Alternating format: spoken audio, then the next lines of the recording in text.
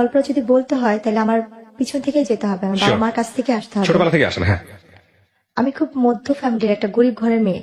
আমার বাবা মাও খুব অসহায়। আমার বাবা খুব ছোটখাটো একটা চাকরি করে, একটা হোটেলে কাজ করে। আমরা ভাই বোন 5 জন। ছোটবেলা থেকে আমরা অভাব জিনিসটাকে ভোগ করে আসছি। একদম মা বাবার ঘরে যখন থেকে মানে একটু ধরে বুঝ হয়েছে তখন থেকে আমরা কষ্ট কি জিনিসটা পাই আসছি। আর আমাদের একটা কষ্ট ছিল সবচেয়ে বেশি বড়, যেটা আমার বাবা মানে হঠাৎ করে সবসময় নিখোঁজ হয়ে যেত ছোটবেলা থেকেই।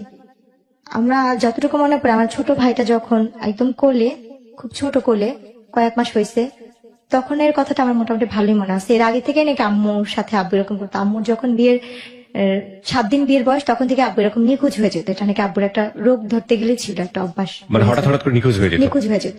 ছোট থাকতে আম্মুর বিয়ে 7 দিন থেকে। কারণ তখন যে আম্মু চলে যাবে, কারণ আম্মুর তো ঘরে সৎ মা ছিল, তার বাবা মানে বাবা যা মা বলতো তাই করতো। তো এই কারণে আম্মু আর কখনো আলাদা হওয়ার চিন্তা ভাবনা করেনি, যে তার তো কোনো মানে সে কার কাছে যাবে। তো আমার মা বাধ্য হয়ে সেখানেই সংসার করছে আমার বাবার সাথে। তো এইভাবে করতে হতে আমরা 5 ভাই বোন হয়েছি। তো আমার যতটুকু মনে পড়ে, আমার ছোট ভাইটা যখন কোলে ছিল তখন আব্বু একদম নিখোঁজ হয়ে গেছে। আব্বুর আর কোনো খোঁজ খবর ছিল না। 3 বছর আমরা আব্বুকে 3.5 বছর কোনো কাছেই পাইনি। বাবা কি জিনিস বা বাবা কি বেঁচে আছে কিনা সেটাও আমরা জানতাম না। তো আমার বড় ভাই আমাদের বাবার মতো। তার ঋণ কখনো আমরা শোধ করতে পারবো না, এবং আমার মার ঋণও কখনো শোধ করতে পারবো না। আমার আম্মু সেলাই মেশিনের কাজ করে, বাসায় কাজ করে, মানুষের এটা সেটা সবকিছু করে আমাদের। আপনি নিজের চোখে দেখেছেন এগুলা? এই দৃশ্যটা আমার নিজের চোখেই দেখা। আচ্ছা। আমার ছোট ভাইকে যখন কোলে নিয়ে আমার বাবা চলে যায়, একদম ছোট যখন। বাবা চলে যায় বলতে? আমার আব্বু আমাদের রেখে রেখে চলে যেত। বাবা ছোট ভাইকে নিয়ে যেত? না, কোলে, আমার আম্মুর কোলে রেখে আব্বু নিখোঁজ।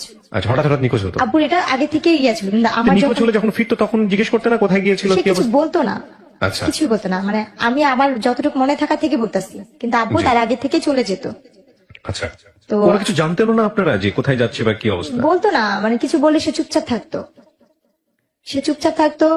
আর আমার দাদির কাছে শুনতাম যে আমার মানে এটা নাকি আগের দিনে মানুষ মানে, এখনকার বর্তমানে যুগে এটা আমরা কেউ মানিও না, বিশ্বাসও করি না, জিন পড়ি না কি বলে, কিন্তু এটা ভুল। একটা মানুষ নিজে থেকেই সরে যায়, তার হয়তো অন্য কোনো সমস্যা ছিল।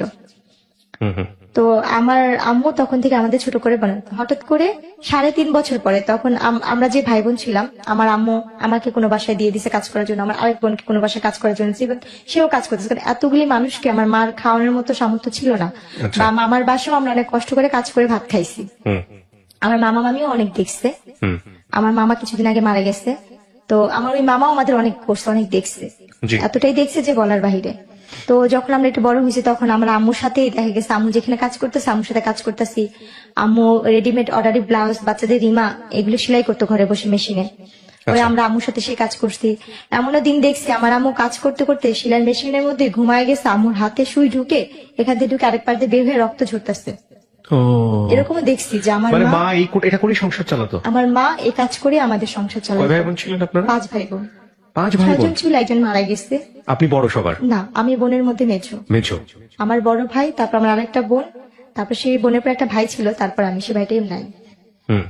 তো ওই সময়গুলো দেখছি। আর আমার আম্মু অনেক সুন্দরী একটা মেয়ে, এত সুন্দর যে এত গুণের। আমার আম্মু মানুষের নকশি খাতা সেলাই করতো, মানুষের রেডিমেড জামা কাপড় এইসব সেলাই করতো, ফাঁকে ফাঁকে কাজও করতো, মানুষের বাসায় কাজটাও করতো। তো তারপরে ওইভাবে করতে করতে 3 বছর 3.5 বছরের পরে, মানে আমার ভাইয়া আবু চলে যাওয়ার পর আমার ভাইয়ার 8 পরীক্ষা ছিল। ভাইয়া ফাইনাল পরীক্ষা দিতে পারেনি পরীক্ষার ফিসের জন্য। ভাইয়া পরীক্ষা না দিয়ে স্কুল থেকে নাকি ভাইয়ার সাথে খারাপ ব্যবহার করেছে, টাকা দেওয়া হয় না, বেতন দেওয়া হয়নি। তো ভাইয়া না পেরে আম্মুকে কিছু না বলে, তখন টেম্পুর সময় ছিল, টেম্পু চলতো, ভাইয়া টেম্পুর হেল্পারি করতে গেছে। কত বছর বয়স তখন আমার বড় ভাইয়ার বয়স তখন কত হবে, 12-13। টেম্পুর হেল্পারি করতে গেছে। আর আমার বয়স তখন ছিল হয়তো বা 5 বছর। স্কুলে যাননি? না, স্কুল তখনও যাইনি। তারপর তো ভাইয়া টেম্পুর হেল্পারি করতো। তো ভাইয়া যখন টেম্পুর হেল্পারিতে গেছে, তো ওইখানে একটা ভাইয়া ছিল, নাম ছিল বারে। তো ওই ভাইয়াটা বলতেছে কি, তোমাকে তো দেখে মনে হচ্ছে না তুমি হেল্পারির ছেলে। তো ভাইয়া নাকি কান্না করে তার হাত পা ধরছে যে ভাইয়া আমার যেমনি হোক কাজ দিতেই হবে, কাজ না দিলে আমার হবে না, আমার ফ্যামিলি চলে না। তো ওনার ভাইয়ার কান্নাকাটি দেখে মায়া লাগছে, তো উনি আমার ভাইয়াকে হেল্পারিতে নিচ্ছে। এরপরে গিয়ে আমার আব্বুকে আমরা হয়েছে 3.5 বছর পরে আব্বুকে খুঁজে পাই, আব্বু আসে। আচ্ছা, 3.5 বছর পরে? 3.5 বছর পরে আসার পরে তাকে আমরা পাই মিরপুরে। আমার বাবাকে খুঁজে পাওয়া যায় মিরপুরে 1 নম্বরে, আমার ভাইয়া তাকে খুঁজে পায়। তো বাবাকে পাওয়ার পরে যেমনি হোক প্রত্যেকটা মেয়ে যে সংসার ঠিকানোর জন্য, ভাঙার জন্য না। হুম তো আমার আম্মু আমার আব্বু আসার পরে ওই আমার ছোট ভাইটাকে যখন কোলে রেখে গেছে, ওকে আয়সা পাইছে 2 বছরের, হুম 2 বছরের না, 2 বছর না, 3 বছরের মানে বেশি, কারণ ভাইটাকে কোলে রেখে গেছিল। হুম তখন আমার ভাইটা কথা বলতে পারে, ভালোই হাঁটতে পারে। তো আব্বুকে যখন পাওয়া গেছে, ওই আব্বুর কারণেই আমাদের মিরপুর যাওয়া। আচ্ছা আব্বু মিরপুর বলতেছে যে আমি এখানে থাকবো না, এলাকা সবাই যেহেতু এটা নিয়ে জানাজানি হয়েছে, তুমি কাজ করছো, থাক, যার হয়েছে চল আমরা মিরপুর চলে যাই। হুম তখন আমরা ওই এলাকা থেকে মিরপুর চলে যাই। আচ্ছা মিরপুর আমরা যাই 2005 সালে। আচ্ছা 2005-এ আমরা মিরপুর চলে যাই। যার পরে ওইখানে আমাদের আর কোনো কাজ করতে না, কারণ আব্বু আসলে আমাদের আর কোনো কাজ করতে হতো না। আব্বু যে কাজ করতো, হোটেলে কাজ করতো, তো আমাদের আল্লাহর রহমতে সংসার চলে যেত। ওকে তো কাজ টাজ করতো 5 বছর, মানে 2005-এ যখন আব্বুকে পাওয়া হয়, 6-এর দিকে আমার বোনের বিয়ে হয়। আচ্ছা আমার বড় বোনের বিয়ে হয়ে যায়, ওকে মানে 5-এর শেষের দিক দিয়ে 6-এর আগে আমার বড় বোনের বিয়ে হয়। ওকে বড় বোনের বিয়ে হওয়ার পরে আমার তখন বয়স 10 বছর পার হয়ে যায়, 10-11 বছর পার হয়ে যায়, হুম মানে 11 বছরের মাঝামাঝি। তো আমরা যে এলাকায় থাকি, ওই এলাকারই যে বাসায় ভাড়া থাকি, সে পাশের বাসায় একটা লোক ছিল। ওনারা আমাকে রাস্তায় খেলতে দেখে পছন্দ করছে, আমার বাবা মার কাছে বিয়ের প্রস্তাবও দিচ্ছে। তো আমার ভাইয়া যে বাসায় গাড়ি চালাতো, ভাইয়া তো গাড়ি চালানো শিখে গেছে, ওই বাসায় গাড়ি চালাতো। ওনার আবার কোনো সন্তান ছিল না নিজের, তা আমার আম্মুকে নিজের মেয়ের মতোই দেখতো। তো ওই এলাকার মোটামুটি সবাই জানতো আমরা তার নাতি। হুম আমরা ওনাদের বাসায় ভাড়া ছিলাম। তো যখন আমার জন্য বিয়ের প্রস্তাবটা যায়, তখন ওই নানু বলতেছিল যে তুমি কি ভাবতাছো এটা মাতবরের নাতি? ও তো মাতবরের নাতি না, ও কিন্তু ভাড়াটিয়া এখানে। আচ্ছা ও কিন্তু মানে দেখতে শুনতে ভালো, সুন্দর, ওরা সব ভাই বোনই সুন্দর, কিন্তু ও কিন্তু কোনো বড় লোকের মেয়ে না, গরিবের মেয়ে। আচ্ছা তারপর তো আমার ওইখান থেকে ওনারা বলতেছে যে না, আমরা তো বাজারে গেছি, বাজার ভাঙাচুরা হলে আমাদের সমস্যা নেই, আমাদের সদাই দরকার। হুম আমাদের বাজার কেমন হলো সেটা আমরা জানি না, আমাদের সদাইটা আগে মেন দরকার। তো আমার আব্বু আম্মুকে এসে অনেক রিকোয়েস্ট করে, প্রস্তাব দেয়, দেখেন আমরা কিছু চাই না, শুধু মেয়েটাই। তখন রোজার মাস ছিল। তো আমার আম্মু বললো যে আমার মেয়ে তো ছোট, আমার মেয়ে তো এখনো সাবালক হয় না। আমার আব্বুকেও বললো যে দেখেন আমরা খুব গরিব, আর যখন আমার যার সাথে কাবিনটা হয়েছে, আমাদের ঘরে ভাইয়া বসার মতো একটা ভালো একটা মুড়াও ছিল না, আমাদের কোনো কিছুই নেই, ঢালা বিছানা মোট কথা আমাদের। এটা কি ঢাকার কথা বলছেন আপনি নাকি? হ্যাঁ, ঢাকাতে ছিলেন তখন আমরা আপনারা? মিরপুরি, আমরা তখন? কখনো গ্রামে যাইনি, ওকে আমরা ঢাকাতেই বড় হয়েছি, জন্ম ঢাকাতে। তারপর তো যখন বলে, তো ওনারা বলে আমাদের কিচ্ছু লাগবে না, যে 5 জন আসবে আমরা সেই 5 জনকে খাওয়া নিয়ে যাবো, এমন কথা ওনারা বলে। শুধু ওনাদের একটাই চাহিদা, মেয়ে সুন্দর, মেয়ে দেখতে শুনতে ভালো, আমাদের এটাই দরকার। আচ্ছা আপনার এই বিয়ের যখন আসলো তখন বয়স কত আপনার? আমার তখন বয়স 11 বছর। মাত্র 11 মাত্র বছর? 11 বছরে, মানে মানে শেষ দিকে, মানে পুরো শেষ হয়নি। মানে ওরা যারা আসছে ওরা শুধু আপনার এই চেহারা দেখে এসছে যে? আমার চেহারা দেখে। আর তখন তখন আপনি পড়াশোনা করেন নাকি পড়াশোনা করার সুযোগ আমি হয়নি? তখন স্কুলে ভর্তি হয়েছি, তখন হিসাবে আমি ক্লাস 6-এ মাত্র পড়ি। ক্লাস 6 এ পড়তেন? হ্যাঁ। তারপর মাত্র 6-এ যারা বিয়ে নিয়ে এসছে তারা কোথা থেকে এসছে? তারা আশেপাশেই ছিল? তারা এমনি ওদের হোম ডিস্ট্রিক্ট বিক্রমপুর ছিল, হ্যাঁ। কিন্তু ওই এলাকার ওরা স্থানীয় ছিল, স্থানীয় ছিল এবং আপনাদেরকে চিনতো আগে? আমাদের চিনতো, যে আমরা ভাড়াটিয়া সেটা চিনতো। ওকে তারপর? কারণ আমি তো সারাক্ষণ রাস্তায় খেলতাম। হুম তো ওনারা যখন ইয়ে করছে, মানে আমার যার সাথে বিয়ে হয়েছে তাকে আমি একসময় মামা ডাকতাম, আর মাকে আমি নানি ডাকতাম। হুম মানে উনি আমাকে ওই বড় হওয়ার পর ওই তখনই দেখছে। হুম হুম হুম। দেখার পরে বলতেছে যে এই মেয়েটা কে রে? ওর বোনের সাথে, ফুফাতো বোনের সাথে আমি খেলতাম। হুম। বলছে মালিহা এটা কে রে? বলতেছে এটা তো জেসমিন, ওই পাশের বাসায় থাকে ওরা। হুম বলতেছে কি মেয়েটা কি করে? বলতেছে ও ওইখানে সরকারি স্কুলে পড়ে, আমার সাথে মেয়ে খেলতে আসে। তখন রোজার মাস ছিল। আচ্ছা তো আমাকে দেখছে ইফতারির 2-3 ঘন্টা আগে, সে আমাকে দেখছে। আচ্ছা দেখার পরে তারা ইফতারির পরপরই তারা চলে আসছে আমার জন্য বিয়ের প্রস্তাব নিয়ে। হুম আসার পরে আমার মা বাবাকে অনেক রিকোয়েস্ট করলি, এগুলো যেদিন দেখছে সেদিন কথা বলছে, তারপর দিন আমার গায়ে হলুদ হয়েছে। ওকে আমার বাবা মাকে তারা এক পর্যায়ে, আর আমার বাবা মা ভাবছে যে আমরা গরিব, এত বড় লোক জায়গা থেকে আসতে, নিজের থেকে মেয়ে নিতে চাচ্ছে। তো একদিন সময় চেয়েছে, তারা সেটাও দেয়নি। তারপর দিন গায়ে হলুদ করছে, তারপর দিন কাবিন করছে ওনারা। বুঝতেন ওই 11 বছর বয়সে বিয়ে কি জিনিস? আমাকে কতটুকু যখন বুঝতেন? আমাকে ওনারা পার্লারে সাজাইতে নিচ্ছে, হ্যাঁ আমি এই যে পাশে যে খেলতাম গলিতে, আমাকে ওই গলিতে কয়েকটা আন্টি ছিল, অনেক আদর করতো। হ্যাঁ। আমাকে বলতো ললনা সুন্দরী বলতো, ওনারা আমাকে আদর করে ললনা সুন্দরী বলতো। আচ্ছা আর একটু দুষ্ট টাইপের, মানে খেলাধুলার প্রতি আমার নেশা অনেক বেশি ছিল, আর চুলগুলি একটু বড় ছিল তো যার কারণে। হুম হুম হুম। তো তারপরে গিয়ে ওনারা আমাকে, আমাদের তো পার্লার সাজানোর মতো কোনো সামর্থ্য নেই। যেমন আমার বড় বোনের বিয়ে একটা সুতি কাপড় পরে নর্মাল, মানে বিয়ের লাল বেনারসি শাড়িও না, আচ্ছা। একটা সস্তা কাপড়ে আমার বড় বোনের বিয়ে হয়েছে, তখন একটু দেখছি। আর আমাকে তারা সুন্দর দামি শাড়ি দিচ্ছে, আচ্ছা। সিটি গোল্ডের জিনিসপত্রই দিচ্ছে, বা স্বর্ণের জিনিস যেটাই দিচ্ছে। আপনার ওই যার সঙ্গে বিয়ের কথা হচ্ছিল ওনার বয়স কত ছিল? উনি আমার থেকে 22 বছর না 23 বছরের বড় ছিল। প্রথম বিয়ে ছিল আপনার? প্রথম যে কাবিনের বিয়েটা ছিল। 22 বছর 25 বছরের বড় আপনার থেকে, আর আপনার তখন 10-11 বছর বয়স। না, আমার 11 বছর শেষের দিকটা। 12 বছরে পড়তে হ্যাঁ, যাচ্ছেন। পড়তে তো যাচ্ছি। আপনাকে পার্লার নিয়ে যাচ্ছে সাজানোর জন্য। ওনাদের তারপর? নিজস্বই পার্লার আছে। ওনাদের নিজস্ব পার্লার ছিল? ওনাদের অনেকগুলো নিজস্ব মিরপুরে পার্লার ছিল। ও আচ্ছা আচ্ছা, তারপর? তো তারপরে যখন ওনার পার্লার সাজে, আমি তো কখনো পার্লারে সাজি নেই, আমার জন্য এটা পুতুলের মতো সাজ। হুম। আমি হলুদের দিনও ওনারা সাজাইছে, আমি সেটা তো অনেক খুশি ছিলাম, ফুল টুল দিয়ে। আমার বিয়ের মিষ্টি আমি নিজেই চেয়ে চেয়ে খাচ্ছি। তারপর যেদিন আমার কাবিন হয় সেদিন আমি পাশের পাশে আন্টিকে যা বলছি, পুতুল আন্টি দেখেন আমি আজকে আরো সুন্দর ললনা সুন্দরী হয়ে আসছি, দেখেন আমাকে কত সুন্দর লাগতেছে। সাজলেন, সাজার পরে থাকে না মেয়েদের তো সাজার প্রতি একটা আলাদা ন্যাক থাকে, দেখা নিজেকে আয়না যখন দেখতেছিলেন বউ হিসেবে সাজার পরে? হ্যাঁ, আয়নাতে দেখে তো নিজের প্রতি নিজে অবাক হচ্ছিলাম যে আমি এত সুন্দর, বা আমি এত পুতুলের মতো লাগতেছে, আমাকে আমি চিনতে পারিনি। বাট বিয়ে কি জিনিস সেটা আপনি বুঝতেন না? বিয়ে কি যে আমি নিজেই বুঝিনি। আচ্ছা আচ্ছা, তারপর? বিয়েটা কি, তো তারপরে গিয়ে আমার কাবিন হলো 2007 সাল আগস্টের 28 তারিখ আমার কাবিন হয়েছে। আলাপনে তো কাবিন হওয়ার পরে ওই দিন তো কাবিন হলো, তো ওনারা কাবিনের পর দিয়ে না আমাকে যখন কাজী লিখতেছে কবুল বলবে, আমার আম্মু নিচে মানে মেহমান আসছে, সবাই খাওয়া দাওয়া দিচ্ছে, আব্বু নিচে দাঁড়াচ্ছে কে কে আসবে, তো ওনারা বলতেছি তাতেই করেন ইফতারির আগে বিয়ে পড়াবো, ইফতারির আগে বিয়ে পড়াবো। তা আম্মু ওরা বলছিল কি ইফতারির পরে একবারে ঠান্ডা মাথায় বিয়েটা পড়ে। তো ওনারা খুব তাড়াতাড়ি করতেছিল, ওনাদের বাসায় হয়েছে, আমাদের বাসায় ওনা কাবিন হয় না, ওনাদের ফ্ল্যাটে ওনাদের বিল্ডিং নিয়ে কাবিন করেছে। কারণ আমাদের বাসা তো সুন্দর না, আমাদের বাসাতে মানুষ আসতে পারবে না, মেহমান আসতে পারবে না, এই জন্য। তো আমার আম্মু সবাইকে খাওয়া দাওয়া দিচ্ছে, কাজ টাজ করতেছে। এর মধ্যে আমার ভাইয়া বসা ছিল আর আমার বড় বোনের ভাসুর বসা ছিল।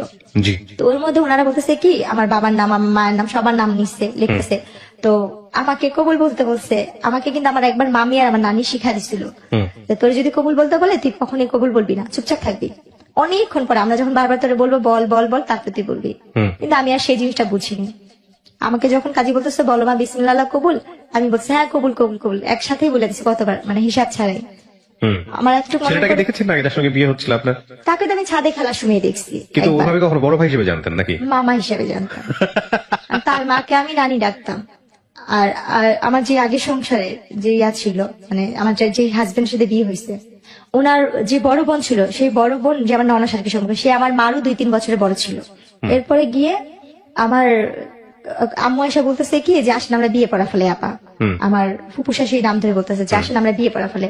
তো আমার ফুপু শাশুড়ি বলছে আল্লাহ বিয়ে তো হয়ে গেছে। আমি কান্না করতেছি, না না আমার তো বিয়ে হয় না, আমার তো বিয়ে হয় না, আমার বিয়ে করাইবা না।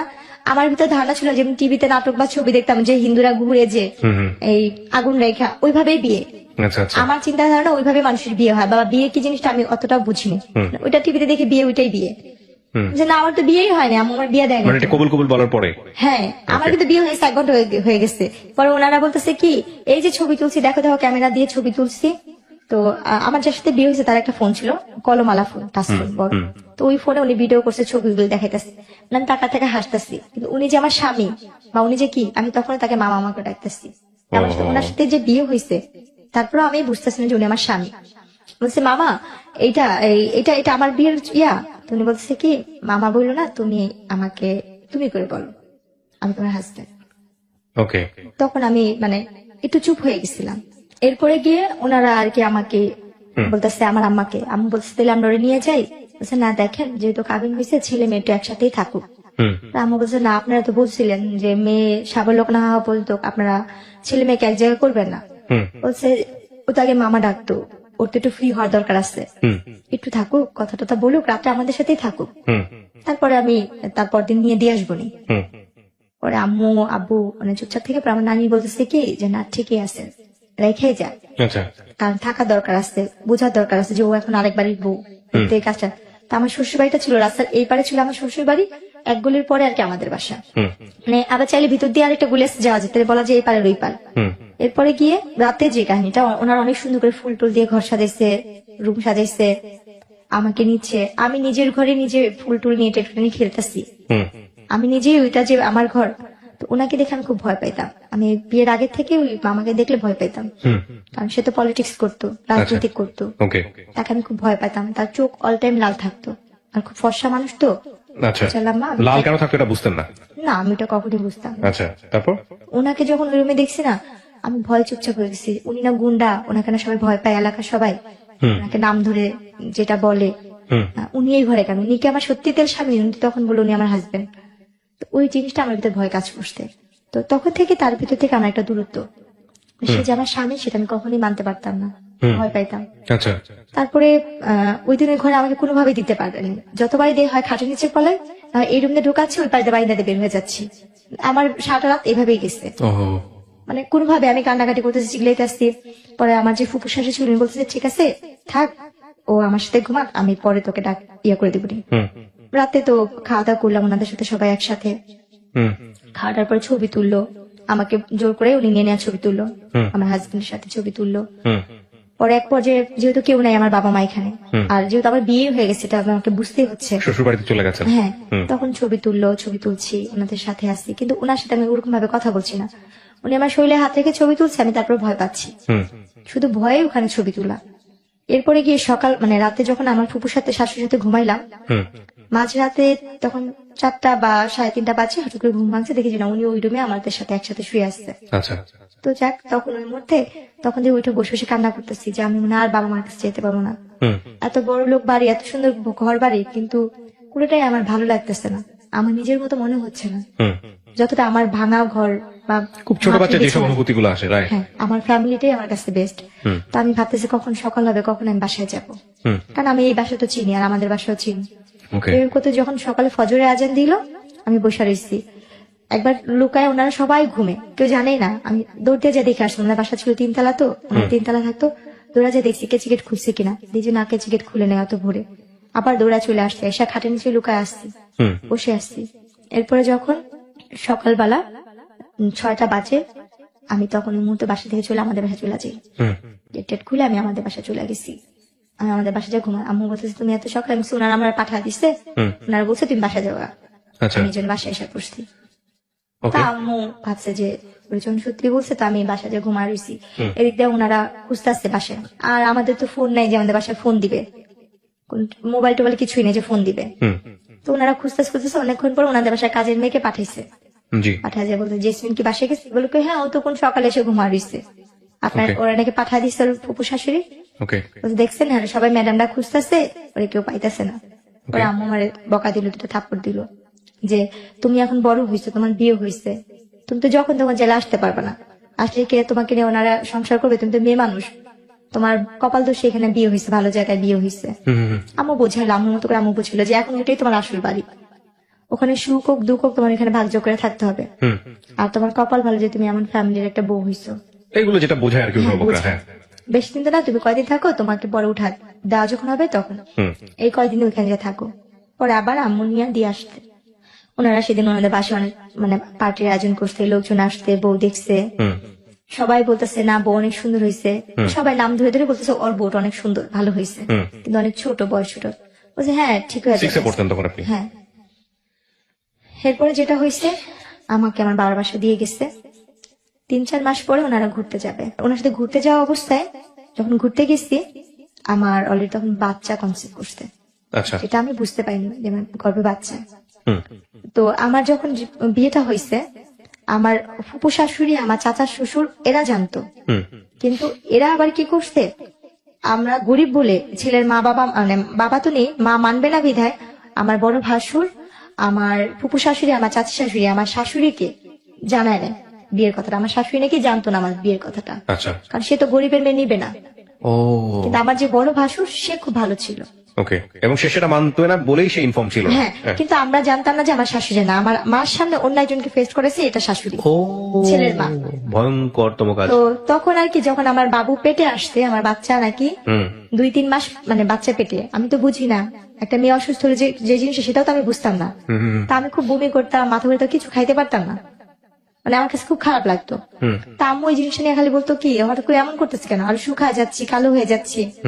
তখন আমার আম্মু, আমার বড় বোন বলতেছে কি মা আম্মু ওর কি বাচ্চা টাচ্চা পেটে আসলো নাকি, আম্মু বলতেছে ওর বাচ্চা পেটে আসলো তো বুঝতাম, বা আম্মু আমাকে জিজ্ঞেস তোমার কি এরকম কখন হয়েছে, কি জানি আমি জানি না, আমি সেটা বুঝতে পারিনি। এরপরে গিয়ে আমার মা আমাকে একটা ডাক্তার দেখাতে নিয়ে গেল, ডাক্তার দেখানোর পরে ওখানে প্রস্তাব পরীক্ষা দিল, কয়েকটা পরীক্ষা দিল, এই রিপোর্ট গুলো আনতে গেল আমার হাজবেন্ড, উনি আমাকে নিয়ে গেল সাথে করে। রিপোর্ট গুলো আনতে যাওয়ার পরে বলতেছে ওনার তো বাচ্চা পেটে, উনি তো ওনার 3 মাস শেষ পর্যায়ে, বাচ্চা 4 মাসে পড়বে। তো এই কথা শোনার পর উনি খুব খুশি হয়, উনি খুশি ওনাদের গ্রামের বাড়িতে আমাকে নিয়ে যায় বিক্রমপুরে। উনি আমাকে বিক্রমপুরে নিয়ে যাবে, এই ফার্স্ট আমি আমার শ্বশুর বাড়িতে যাচ্ছি। আচ্ছা। তো আমার শ্বশুরবাড়িতে যখন যাবো তখন আমি খুব কান্নাকাটি করতেছি। এতদিন তো আমার ফুপু শাশুড়ি চাচা শ্বশুর বাড়ি আমি জানতাম এটাই আমার শ্বশুর বাড়ি। হুম তো যখন সে বললো যে দেখো তোমাকে তো আমার মার কাছে কখনো নিয়ে নেই, তোমাকে চলে আজকে আমার মার কাছে নিয়ে যাবো। বলছে ওই যে আপনার ওইটা আমার ফুপু আম্মা, হুম। ওইটা আমার আরেকটা ফুপু আম্মা। আচ্ছা।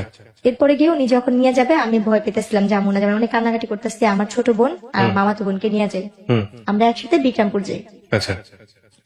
ভাইয়া যেদিন যাই সেদিন আমাদের যেতে যেতে রাত, মানে আমরা বিকালবেলা রওনা হয়েছি, তো শীতের দিন ছিল। হুম। এটা 2008-এ পড়ে যায় কাহিনীটা। আমরা গিয়ে ওখানে গিয়ে পৌঁছাই সন্ধ্যার সময়। তো ওই অবস্থা দেখে সে আমার মামি শাশুড়ি বাসায়, আমার আরেকটা ফুপু শাশুড়ি বাসায়, যে কিনা মুক্তিযোদ্ধা তার ফ্যামিলি, হুম। তাদের বাসায় নিয়ে ওঠায়, তাদের বাসায় রাখে। রাখার পরে ওনারা বলতেছে মাশাআল্লাহ তুই তো বউ অনেক সুন্দর আছে, আমাদের সবার বউ পছন্দ, মানে সবাই আমাকে অনেক আদর করতেছে। বলছে তোর মাকে বোঝানো দায়িত্ব হচ্ছে আমাদের, তুই হিসাবে ছেলের বউ আমরা ভালো পাইছি, হাসি খুশি মিশু। তো ওই রাত্রটুকু ওখান থেকে সকালবেলা আমাকে নিয়ে গেল ওনাদের গ্রামে বেড়ে। প্রথম যে এক গ্রামে রাত্রে থাকলাম, তারপর দিন সকালবেলা ওই গ্রামে গেলাম, আমার শ্বশুর বাড়ির গ্রামে। হুম। তো যাওয়ার পরে ওই জোগানিয়া গ্রামে যাওয়ার পরে ওখানে আর কি ওনারা বউ দেখে আমার শাশুড়ি বলতেছে খালি কি চামড়া ধলাই আনছিস, কোনো টাকা পয়সা আনিস নাই, বউর সাথে কিছু দেয় না। উনি আমার কানে হাত দিচ্ছে, গলায় হাত দিচ্ছে, হাতে হাত দিচ্ছে। শাশুড়ি? হ্যাঁ, শূন্যের কিছু নেই। হ্যাঁ। তখন আমি বলতেছি কি আল্লাহ, উনাকে তো দেখছিলাম ওই নানুর বাসায়, হুম হুম হুম। তাহলে উনিও তো আমাদের নানি হইতো। আর উনি খুব বয়স্ক ছিল, উনিও হয়েছে রাজনীতিকের সাথে, উনি গ্রামের আর কি মেম্বার নাকি বলে যে উৎসবে দাঁড়াইছিল। উনি সবসময় কুচিতা শাড়ি পরতো, ওনার গলায় মোবাইল ব্যাগ থাকতো, মানে খুব শৌখিন, বয়স হয়েছে কিন্তু উনি খুব শৌখিন ছিল। আর আগের দিনই নাকি মেট্রিক পাস, ওনার যুদ্ধের অনেক আগে তার 3 সন্তান হয়েছে। তো উনি আমার গলায় কানে হাত দিয়ে বলছে তোমার বাবা মা কিছু দেয় নাই, তোমার বাপ কি করে? আমি বলছি আমার বাবা হোটেলে কাজ করে। এটা শুনে সে আরো রাগ হয়ে গেছে। ওই মুহূর্তে ওনারা কি করলো, মা ছেলে ঝগড়া করতেছে। আমার আরেক ভাসুর, আমার আরেক দেবররা, 2 দেবর মিলে ঝগড়া করতেছে, তারা ঝগড়া করতেছিল। ওকে। তারা ঝগড়া করতে করতে আমার যে বড় জাল যে ভাসুরের বউ যে ছিল, আমার সেই বড় ভাসুরের বউ আর আমার আরেক ভাসুরের বউ, তারা মিলে রান্না বান্না করতেছে, বউকে যেটা খাওয়ানোর মিষ্টি টিষ্টি সব বানাচ্ছে। তো তখন বাজে সকাল 10টার দিকে। তো ওই মুহূর্তে কি হয়েছে, তারা 2 ভাই মারামারি, 3 ভাই মিলে ঝগড়া কথা কাটাকাটি করতে একটা মারামারি, অনেক পর্যায়ে দেখি যে দা বুঠি নিয়ে মারামারি হচ্ছে। আমি রুমে, আমি আমার 2 বোন রুমে। কতক্ষণ পরে আমি মারামারি করছি, সেটা আমার স্বামী, তার সাথে আমি যেহেতু সংসার করছি প্রায় 1 বছরের মতো সময় হয়ে আসতেছে কাছাকাছি। তো ওনার সাথে ঝগড়া লাগছে দেখে আমি একটু বাইরে এসে দরজার সামনে দাঁড়াইছি। দাঁড়ানোর পরে আমার যে আরেক ভাসুর, মানে মেজু ভাসুর যাকে বলে, সে এসে আমার মুখে বেশ একটা খারাপ করে একটা গালি দিয়ে আমার চুলটা ডাইনা ধরে। আচ্ছা। এইটার আগে মার, একটা গালি দিয়ে বলতেছে এটার আগে মার, ভাষা খারাপ করে এটার আগে মার, এটার বাপ মা এটার কথা দিচ্ছে। উনি আমার চুল টাইনা না ধইরা উনি কি করলো, বলছে মানে অনেক বাজে ভাষায় গালাগালি করছে, ওকে আগে মার, চামড়া ধরা তো গেছে এটা সেটা করতে কথা দিচ্ছে। এভাবে বলে উনি ইয়া করলো।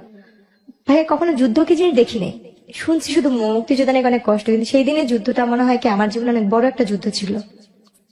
সেই দিন ওই মুহূর্তে আমাকে মারলো, আমার 2 বোনকে মারলো, আর সেই মায়ের কি ওরা ধরা মায়ের। ওহো, কে গায়ে তুল আপনার এটা? আমার ভাসুর, আমার দেবর। আপনার জামাই ছিল না ওখানে? ওনাকেও মারছে।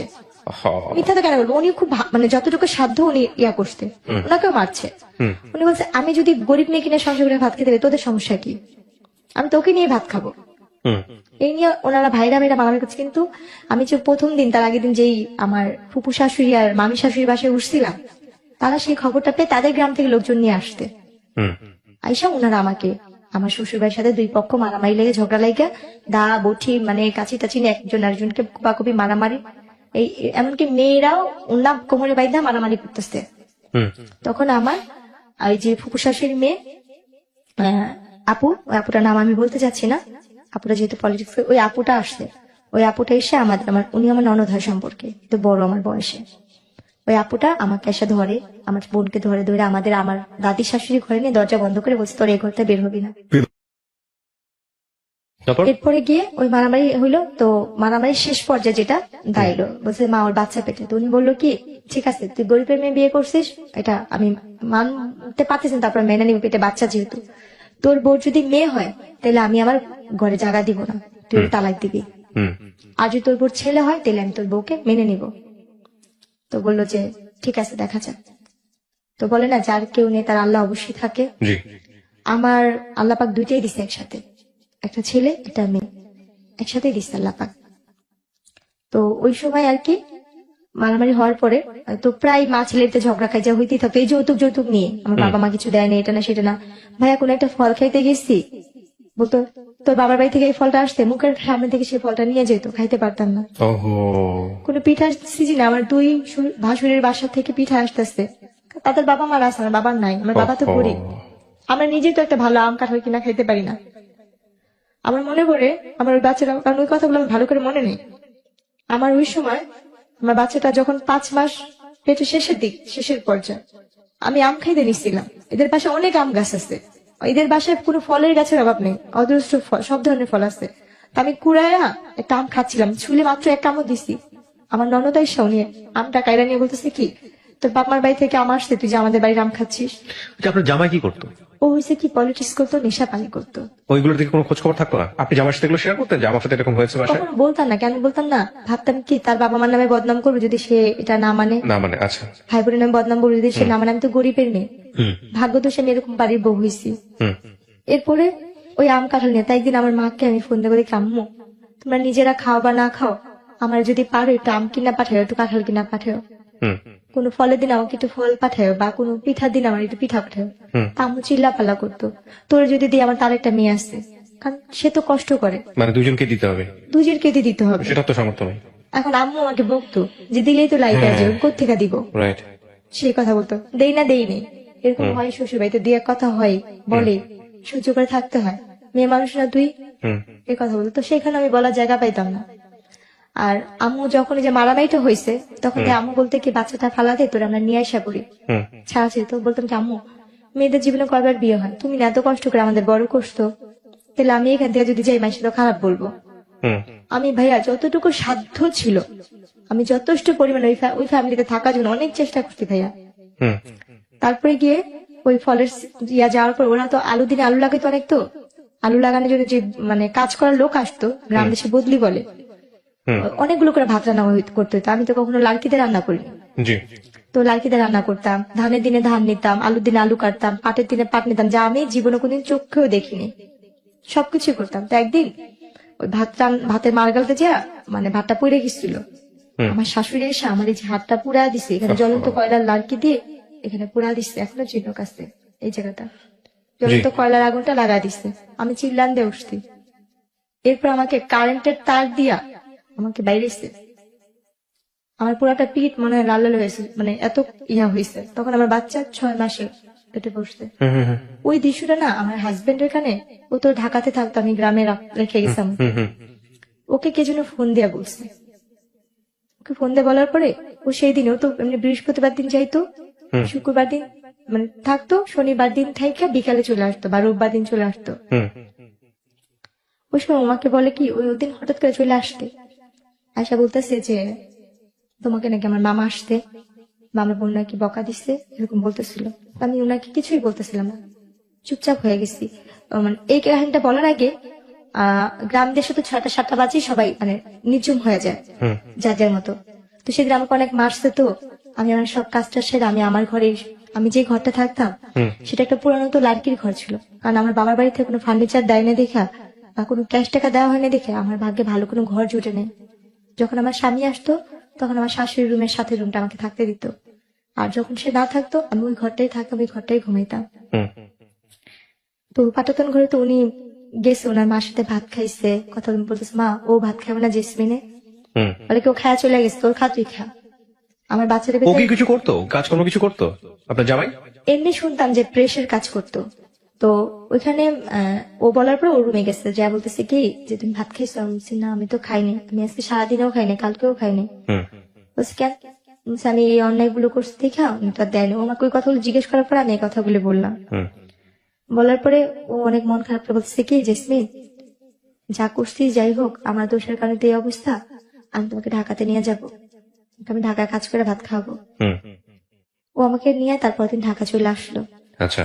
ঢাকা চলে আসার পরে ঢাকা দুজনে মোটামুটি ভালোই ইয়ে করতেছিলাম। ও আমাকে ওই যে বাসাটা নিচ্ছে ওইখানে বাসা ভাড়া বেশি, আর পলিটিক্স ওইভাবে থাকতে পারতেছিলাম। তো ও বলে কি তুমি তোমাদের বাসায় থাকো, বাচ্চা হওয়ার পরে আমি তোমাকে নিয়ে আসবো নি। হুম তারপর আমার বাবা মার কাছে এনে দিয়ে গেল, দিয়ে যাওয়ার পরে 3 দিন পর ও বলতেছে কি, শুনেন আমার আম্মা তো বলছে আপনার মেয়ের যদি ছেলে হয় তাহলে আমাদের বাড়িতে উঠাবো, আর যদি ছেলে না হয় তাহলে আপনার মেয়েকে আমি আর নিবো না, মেয়ে হলে আমি তালাকের কাগজ বাসায় পাঠা দিব। একে তো আমি বিয়ে করছি কিছুই পাই নাই, আমার অন্যান্য ভাইরা পাইছে। আর আপনার মেয়ের যদি মেয়ে, আমার 2 ভাইয়েরও মেয়ে, আপনার ঘরের মেয়ের ঘরে যদি মেয়ে হয় তাহলে আমি এই বউতে কি করবো? আচ্ছা, এটা কে বলেছে? আমার ওই হাজবেন্ড। এরপর শেয়ার করে খোঁজ খবর না পরে একদিন আমার মা আর আমার খালা মিলে আমার শাশুড়িকে ফোন দিচ্ছে হুম। যে আপনাকে যে সিনকে নেবেন না, ওর তো 7 মাস শেষের দিকে, বা আপনাকে কি দেখতে বলছিল। আমার ছেলে যা বলার বলেই দিচ্ছে। পরে আমার খালা বললো কি তাহলে আমার একটা আপনি কথা কি জানেন, মানে আপনার ফ্যামিলির লোকজন কি জানে যে ছেলে মেয়ে হওয়ার ব্যাপারটা আসলে শুধুমাত্র সাইন্টিফিক্যালি এটা নির্ভর করে হচ্ছে একটা ছেলের উপরে? আমার পুরা ফ্যামিলি তো মানে লেখাপড়া জানে না। এটা জানে না? আপনি জানতেন এটা? আমি যে বললাম আপনাকে, আপনি এটা জানতেন? আমি নিজেও জানতাম না। আজকে ফার্স্ট জানলেন? হ্যাঁ, আমি আজকে মানে একটা জানছি। একটা একটা সন্তান ছেলে হবে নাকি মেয়ে হবে এই ক্ষমতাটা আল্লাহ শরীরবৃত্তীয় ভাবে একটা ছেলের মধ্যে রেখেছেন, এবং এটাতে একটা মেয়ের কোনো হাত নাই। হ্যাঁ, এবং এটা ক্রোমোজোমের ব্যাপার স্যাপার থাকে, আমি বৈজ্ঞানিকভাবে আপনাকে ব্যাখ্যা করবো না, কিন্তু এখানে মেয়ের কোনো হাত নাই। এটা আপনাকে এই কারণেই বলতেছি যে বাংলাদেশের অনেক অনেক মেয়ের ভাগ্য এই জিনিসটার উপর নির্ধারিত হয়, এবং মনে করা হয় যে ছেলে হবে না মেয়ে হবে এটা তারই দোষ। যদিও সমাজ অনেকখানি পরিবর্তন হয়েছে, এখন আর আমি জানি না এত পিছিয়ে আছে কিনা মানুষ, কিন্তু এটা কি আপনি জানতেন? আজ পর্যন্ত আপনি জানতেন না? জানি না। আচ্ছা, তারপরে কি হলো? এরপরে গিয়ে সে আর আমাকে নিতে আসতো, তখন আমি শুধু কান্না করতাম আর ভাবতাম যে আল্লাহ কেন এরকম করলো, বা আমার বাবা মা এত টাকা পয়সা কোথায় পাবে।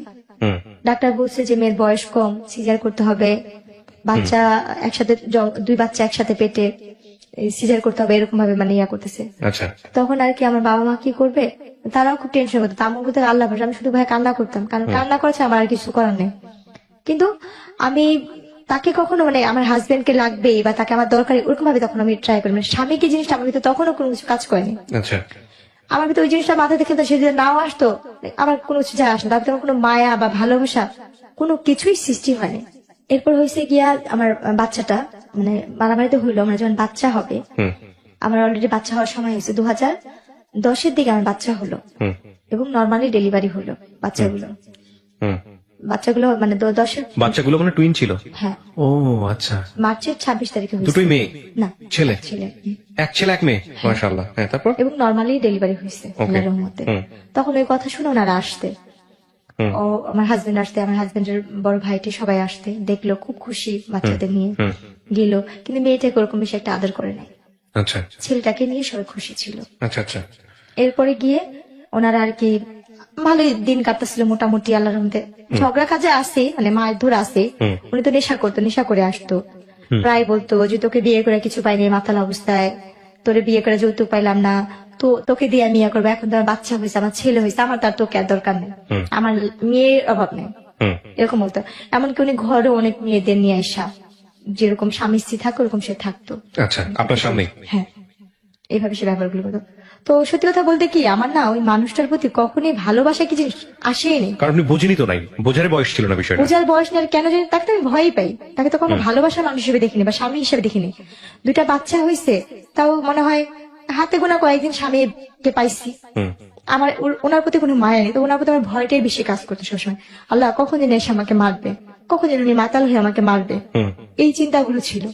আর ওনার সাথে যেটা, উনি হয়তো মানসিক ভাবে সাইকো টাইপেরই ছিল, যেটা মানুষ বলে। আমি আমার হাজবেন্ডের সাথে কোথাও যাচ্ছি, কেউ যদি বলতে চাই তোর বউটা তো অনেক সুন্দর, উনি তাকে কিছু না বলে সে আমাকে উড়াধুরা মারতো।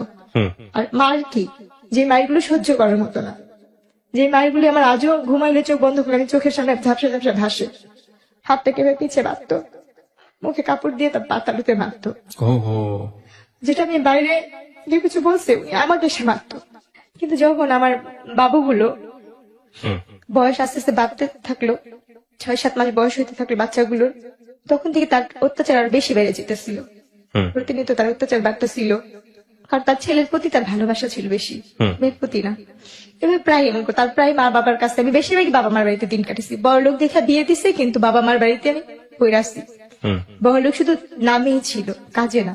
ওই আস্তে আস্তে ওই ব্যবসার কাজটা আমার দিকে আস্তে আস্তে পড়তেছিল, কারণ আমার ছোট থাকতে তখন আমি অনেক হ্যাংলা পাতলা চিকনা টাইপের ছিলাম।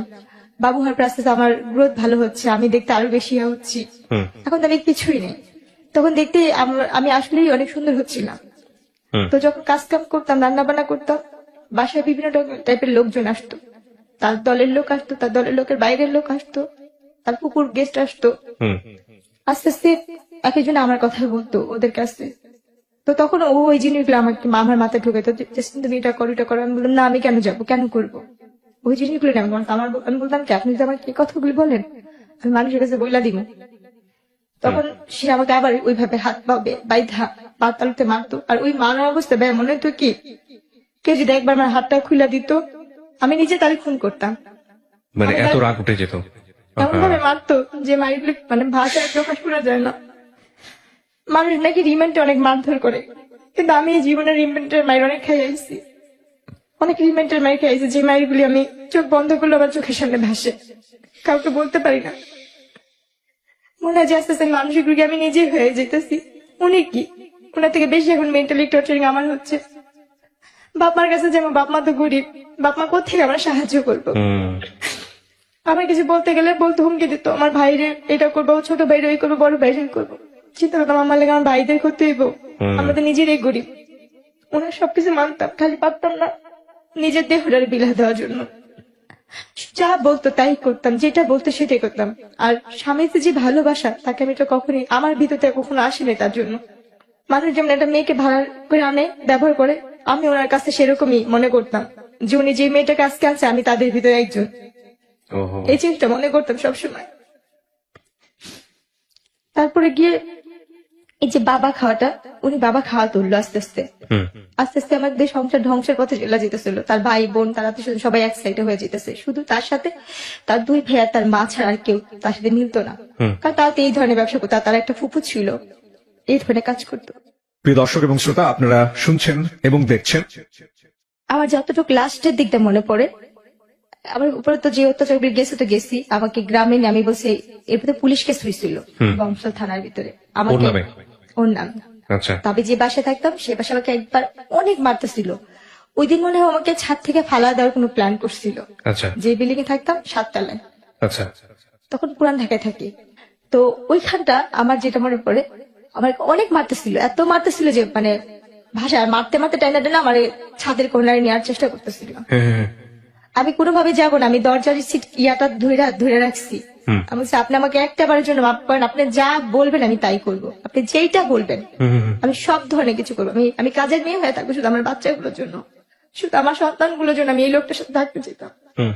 কারণ আমার নিজের প্রতি, নিজের দেহের প্রতি কোনো লোভ ছিল না, এই দুনিয়ার কোনো কিছুর প্রতি আমার লোভ নেই। আমার শুধু একটাই শখ ছিল, আমি একটা ঘরের বউ হবো, একটা যৌথ পরিবারের বউ থাকবো, একটা সংসারী মেয়ে থাকবো। আমার একটা ঘর দরকার ছিল, স্বামী যেমনই হোক, আমি সেটা পাইনি।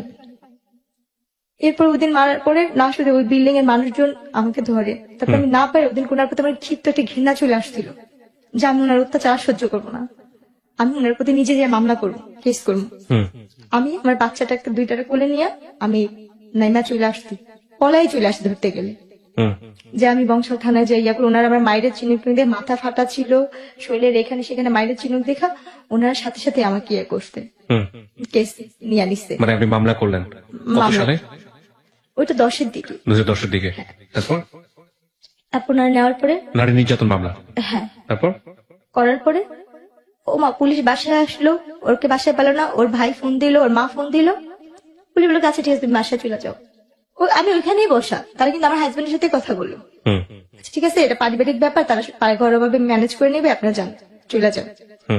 তার চাচা উকিল, অনেক বড় উকিল, তার মামারা হয়েছে অনেক বড় লোক, তার পুকুরা, তারা নিয়ে আমার বাবাকে ডাকা বললো কি আপনার মেয়ের এত বড় সাহস, আমাদের ফ্যামিলি সম্পর্কে সে জানে, সেই অনেক হুমকি টমকি দিয়ে ঠিক আছে ওকে আর ঢাকা রাখবো না, ওকে গ্রামে রাখবো, গ্রামেই থাকবে এই বলে কোনো কেস অনুযায়ী আমাকে গ্রামে নিয়ে গেল। গ্রামে নিয়ে যাওয়ার পরে তার তো কোনো খোঁজ খবর নেই, সে আসে না, কিছু করে না। এরপরে একবার 6-7 মাস পর সে বাসায় গেছে, এর মধ্যে সে আমার কোনো খোঁজ খবর নেয় না, যায় না। ওই শাশুড়ি ঢাকায় থাকে, ওই খ্যাত খাবারি করে যেটা জুটে সেটাই খাইতাম। আর আমার কয়েকটা চাচি শাশুড়ি ছিল খুব ভালো বাড়ির মধ্যে, ওনারা আমাকে যতটুকু দেখতো, ওনাদের হাতের কাজ করে দিতাম, রান্না বান্না এটা সেটা উঠান ঝাড়ু দিত, খাবার দিত, কারণ ওইখানে আমার ঘর ভাড়া লাগে না, খাওয়াটাই মেন আমাদের বাচ্চাদের। তো হঠাৎ করে আমি যাওয়ার পর ওনার ফোনে ফোন আসছে, আমি রিসিভ করছি, একটা মেয়ে ওনাকে জান জান করে ডাকতেছে ওনার নাম ধরে। পরে শুনলাম যে ওনার সাথে ওই মেয়েটার বিয়ে হবে। প্রত্যেকটা মেয়েরই স্বামী যেমনই হোক, স্বামী তো, কারণ উনি অনেক মেয়েদের সাথে সম্পর্ক করে, কিন্তু কোনো মেয়েকে যদি সে বিয়ে করে তাহলে আমি তার এখানে থাকতে পারবো না। ওই জিনিসটা ভাব করে তখন আমি বলছি আপনি যদি বিয়ে করেন তাহলে ওনারা তো বলছে পরবর্তীকালে আপনি কিছু করলে আপনার বিরুদ্ধে ওনারা ব্যবস্থা নিবে। আমি তাহলে ঢাকা যাব, আমি ঢাকা গিয়েই বলবো। পরে উনি কি বললো, তুই ঢাকা যাবি কোত্থেকে, তুই এখানে বের হইতে পারলিস না, এই কথা বললো। যাক, ওই দিন আমাকে অনেক মারলো। তারপর দিন আমি গ্রামের চেয়ারম্যান মেম্বারকে ডাকাইছি, ওদের ডাকাইলো, ওদের সমাজ থেকে এমনিতে এক ঘুরে করে রাখতো। তারপরে গিয়ে যেটা করলো, গ্রামের চেয়ারম্যান মেম্বারের বিচার করে দেওয়ার 2 দিন পরে 2 দিন সে আমার সাথে খুব ভালো ব্যবহার করলো, খুব ভালো ব্যবহার করলো। করার পরে 3 দিনের দিন আমার যেটা মনে পড়ে, আমি বাচ্চাদের ভাত খাওয়াচ্ছিলাম, আচ্ছা। আলহামদুলিল্লাহ। পিছন থেকে আমার হাতটা কে ধরছে আমি সেটা জানি না, আমার আজও মনে পড়ে না। সামনে থেকে আমার শাশুড়ি এরকম আমার গালটা চেপা ধরছে 2 হাত দিয়া, আর আমার স্বামী আমার পাও দুটা ধরে রাখছিল। আমার অতটুক দৃশ্যই আমার মনে আছে, আর কিছু মনে নেই বা মনে পড়েও না। তারপর এরপরে যখন আমি 15 দিন না 20 দিন পরে যখন আমার সেন্স ফিরছে বা আমি একটু সুস্থ হয়েছি, তখন শুনি যে আমি মেডিকেলে, ও মাই গড, হাসপাতালে। আমাকে মায়েরা কোন ধরনের ঘুমের ওষুধ খাওয়ায়া আমাকে বস্তায় ভরে বুড়িগঙ্গা নদীর এখানে ফেলা দেওয়া হয়েছিল। ও হো, কিন্তু আমার আল্লাহ কেন বাঁচাইছে আমি জানি না। আমার এই জীবনের প্রতি ঘৃণা, নিজের জীবনের প্রতি শুধু ঘৃণে। তখনই আল্লাহ আমার নিয়ে যেত এই দুনিয়া থেকে। যদি তখনই আল্লাহ আমাকে নিয়ে যেত, তাহলে আজকে আমি যেখানটা আসছি বা যেখানে কথা বলতে আসছি, হাজার হাজার মানুষ আমার যেখানে দেখবে আমাকে দেখতো না। কারণ আমার বাবা মা গরিব কিন্তু পর্দা করে, আমার বাবা মা 5 ওয়াক্ত নামাজ পড়ার চেষ্টা করে। এরপরে যখন আমি একটু সুস্থ হইলাম, আপনাকে ওই বস্তায় করে ওখান থেকে বের করছে কে, কি জানছেন? সুপাররা নাকি, আমি যেটা শুনছি আর কি, হ্যাঁ সুপাররা রাস্তা ঝাড়ু দেয় না, হ্যাঁ, ওনারা আমাকে দেখতেছে, আমার এই মাথাটুকু একটু পেড়হা নাকি ছিল, আমার সর্বমুখ নীল হয়ে গেছিল। আচ্ছা, পিত্ত নাকি যেরকম নীল থাকে আমার আম্মুর কাছে শুনছি, হ্যাঁ, ওরকম নীল টাইপের। আমি নাকি একটু একটু করে মুখটা আমার এই খাটাখাটি নড়তেছে পানির জন্য, হুম পানির জন্য নাকি গলাটা কাঁপতেছিল। হুম, তখন নাকি ওইখানে কারণ নাকি করতে পানি টানি দিচ্ছে, মেডিকেলে নিচ্ছে। আমার যে হুম। ভাবির ভাই হয়েছে, তখন ছিল একজন কনস্টেবল। না কিন্তু আপনাকে মেডিকেলে নেওয়ার পরে আপনাকে চিনবে কিভাবে মানুষ? চিনবে বলতে ওই যে আপনি পরিচয় বলে দিয়েছেন যে আমার না, বাড়ি না, তাহলে? আমি পরিচয় বলিনি। তাহলে যেইখানে আমার ফালানো ছিল হ্যাঁ। ওই থানার কনস্টেবলের কাজ করতো আমার ভাবির বড় ভাই, আপন বড় ভাই। উনি দেখে চিনেছে আপনাকে? উনি বলতেছে কি, আমার ভাবির নাম ধরে বলতেছে কি, হ্যাঁ। তো ননদ কইরে জেসমিন কত গ্রামের বাড়িতে কত নাই। আচ্ছা ওরা বলতেছে কি, তোরা একবার মেডিকেলে আসতে পারবি, সেম দেখতে ওর মতনই একটা মেয়ে। আচ্ছা আচ্ছা, আর এই কথা শোনার পর না, তার 3-4 দিন আগে থেকে মার মন তো, আমার মা নাকি খালি বলতে করে ওর সাথে একটু কথা বলতে পারতাম, ওর সাথে একটু কথা বলতে পারতাম, একটু দেখতে পারতাম। হুম, তো যখন ভাবির কাছ থেকে কথা শুনছিলাম, তখন নাকি আমার আম্মু খালি এটা আমার মেয়ে, এটা আমার মেয়ে, চলো যাই চলো যাই।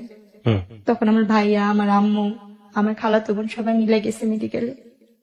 ওকে, তারপর? যাওয়ার পরে ওনারা আর কি ওখানে আমাকে দেখলো, দেখে তো আমার আম্মু ধরে নাকি কান্নাকাটি করতেছে। আমি নাকি যাকে দেখতাম তাকে দেখে ভয় পেতাম, হুম, যাকে দেখতাম তাকে দেখে আমি ভয় পাইতাম।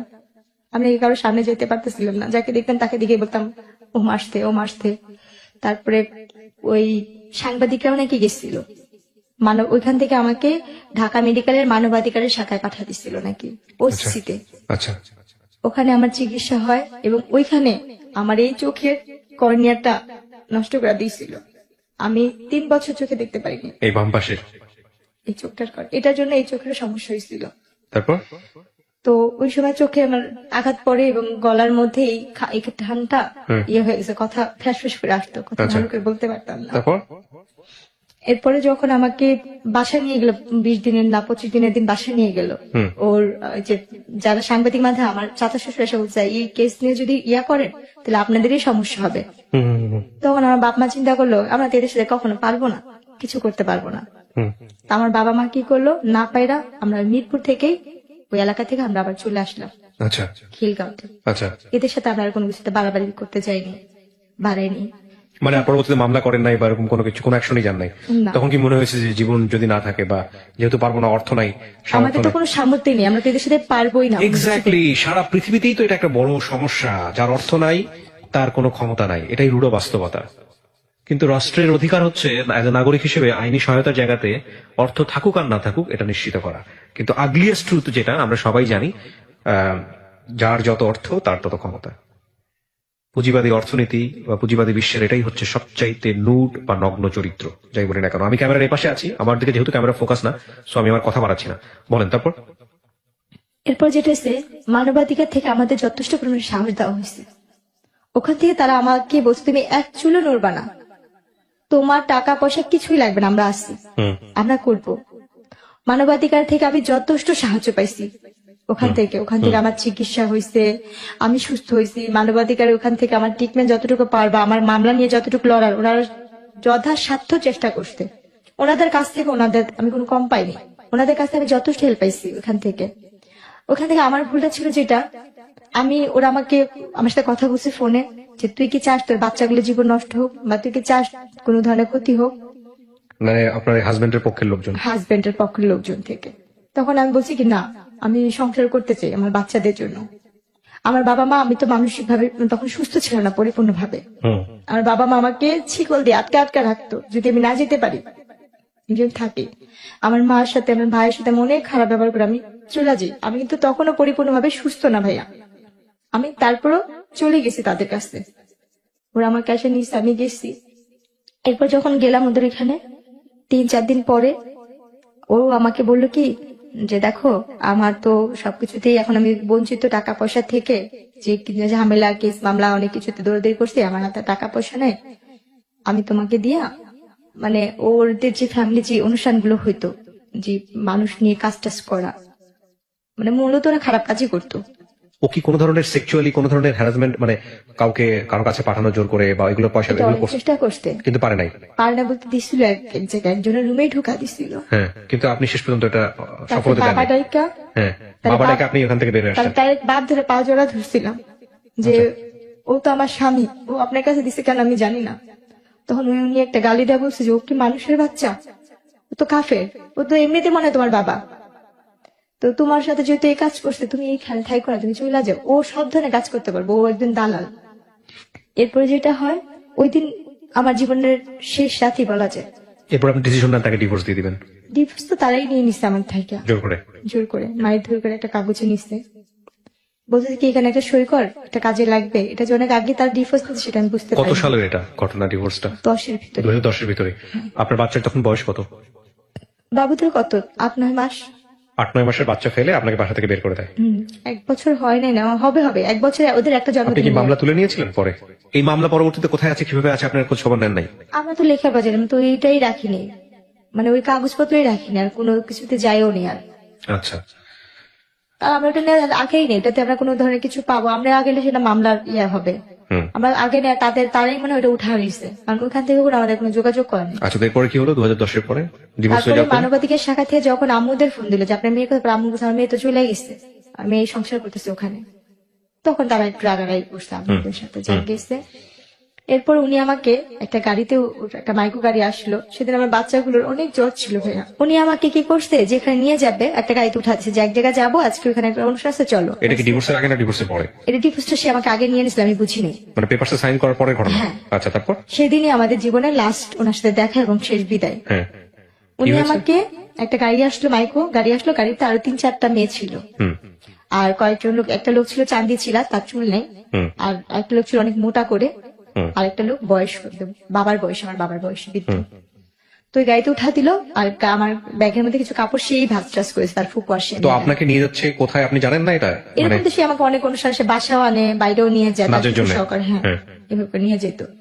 তো সেই দিনের মতন সে আমাকে নিয়ে গেছে, আর ওইটা বলছে সে একটা ঘরোয়া একটা নাটক নাকি বানাবে সে, এইটার জন্য সে নিচ্ছে, কারণ তার ফুকুরা মিডিয়াতে টুকটাক কাজ করতো, তো ওই হিসাবে না। কিন্তু তো আপনি তো এর আগে একটা ভয়ঙ্কর রকমের দুর্ঘটনা আপনার লাইফে ঘটেছে, এই যে মানুষের রুমে পাঠিয়ে দেয়া, এবং সেখানে আপনি এরকম একটা ঘটনা ঘটার পরে তারপরে আপনি তার কথা সাড়া দিচ্ছেন কেন? আমি তো পরিস্থিতি আমার বাচ্চাদের জন্য, আমি কাজ করে টাকা আনতাম, সেটা আমার সংসার চলতো। এখানে দেখেন, একটা কথা বলি, আপনি কিছু মনে করবেন না। অন্যায় যে করে এবং অন্যায় যে সহ্য করে, আমাদের একটা প্রবাদ আছে, দুজনেই সমান অপরাধী। একবার করেছেন ঠিক আছে, 2বার করেছেন ঠিক আছে, 3বার 4বার 5বার 6বার ধরে, মানে মূর্খ বলতে আমি লেখাপড়া না করার মতো না ঠিক আছে, কিন্তু তারপরে আপনি এতবার ব্ল্যাকমেল, মানুষ তো ভালো মন্দ বোঝে প্রাণী হিসেবে, শিক্ষার কথা বাদই দেন। ওরকম ভাবে বুঝতাম না তাকে, মানে আপনার জামাই ধরে নিয়ে গিয়ে অন্য একটা মানুষের ঘরের মধ্যে ঢুকিয়ে দিচ্ছে জোর করে, সেখান থেকে আপনি তার হাত পায়ে ধরে বের হয়ে আসতেছেন। আর আমার প্রত্যেকটা তাহলে ওই মানুষটার আপনি আপনার পেপার থেকে সাইন করে নিচ্ছে, আবার ওই মানুষটা আবার আপনাকে পাঠাচ্ছে। আমি তো জানতাম না, যদি আমার তালাক সাইন ছিল, আমি তো জানি না এটা আমার তালাকের কাগজ। কিন্তু আপনি সাইন করবেন কেন পেপারে?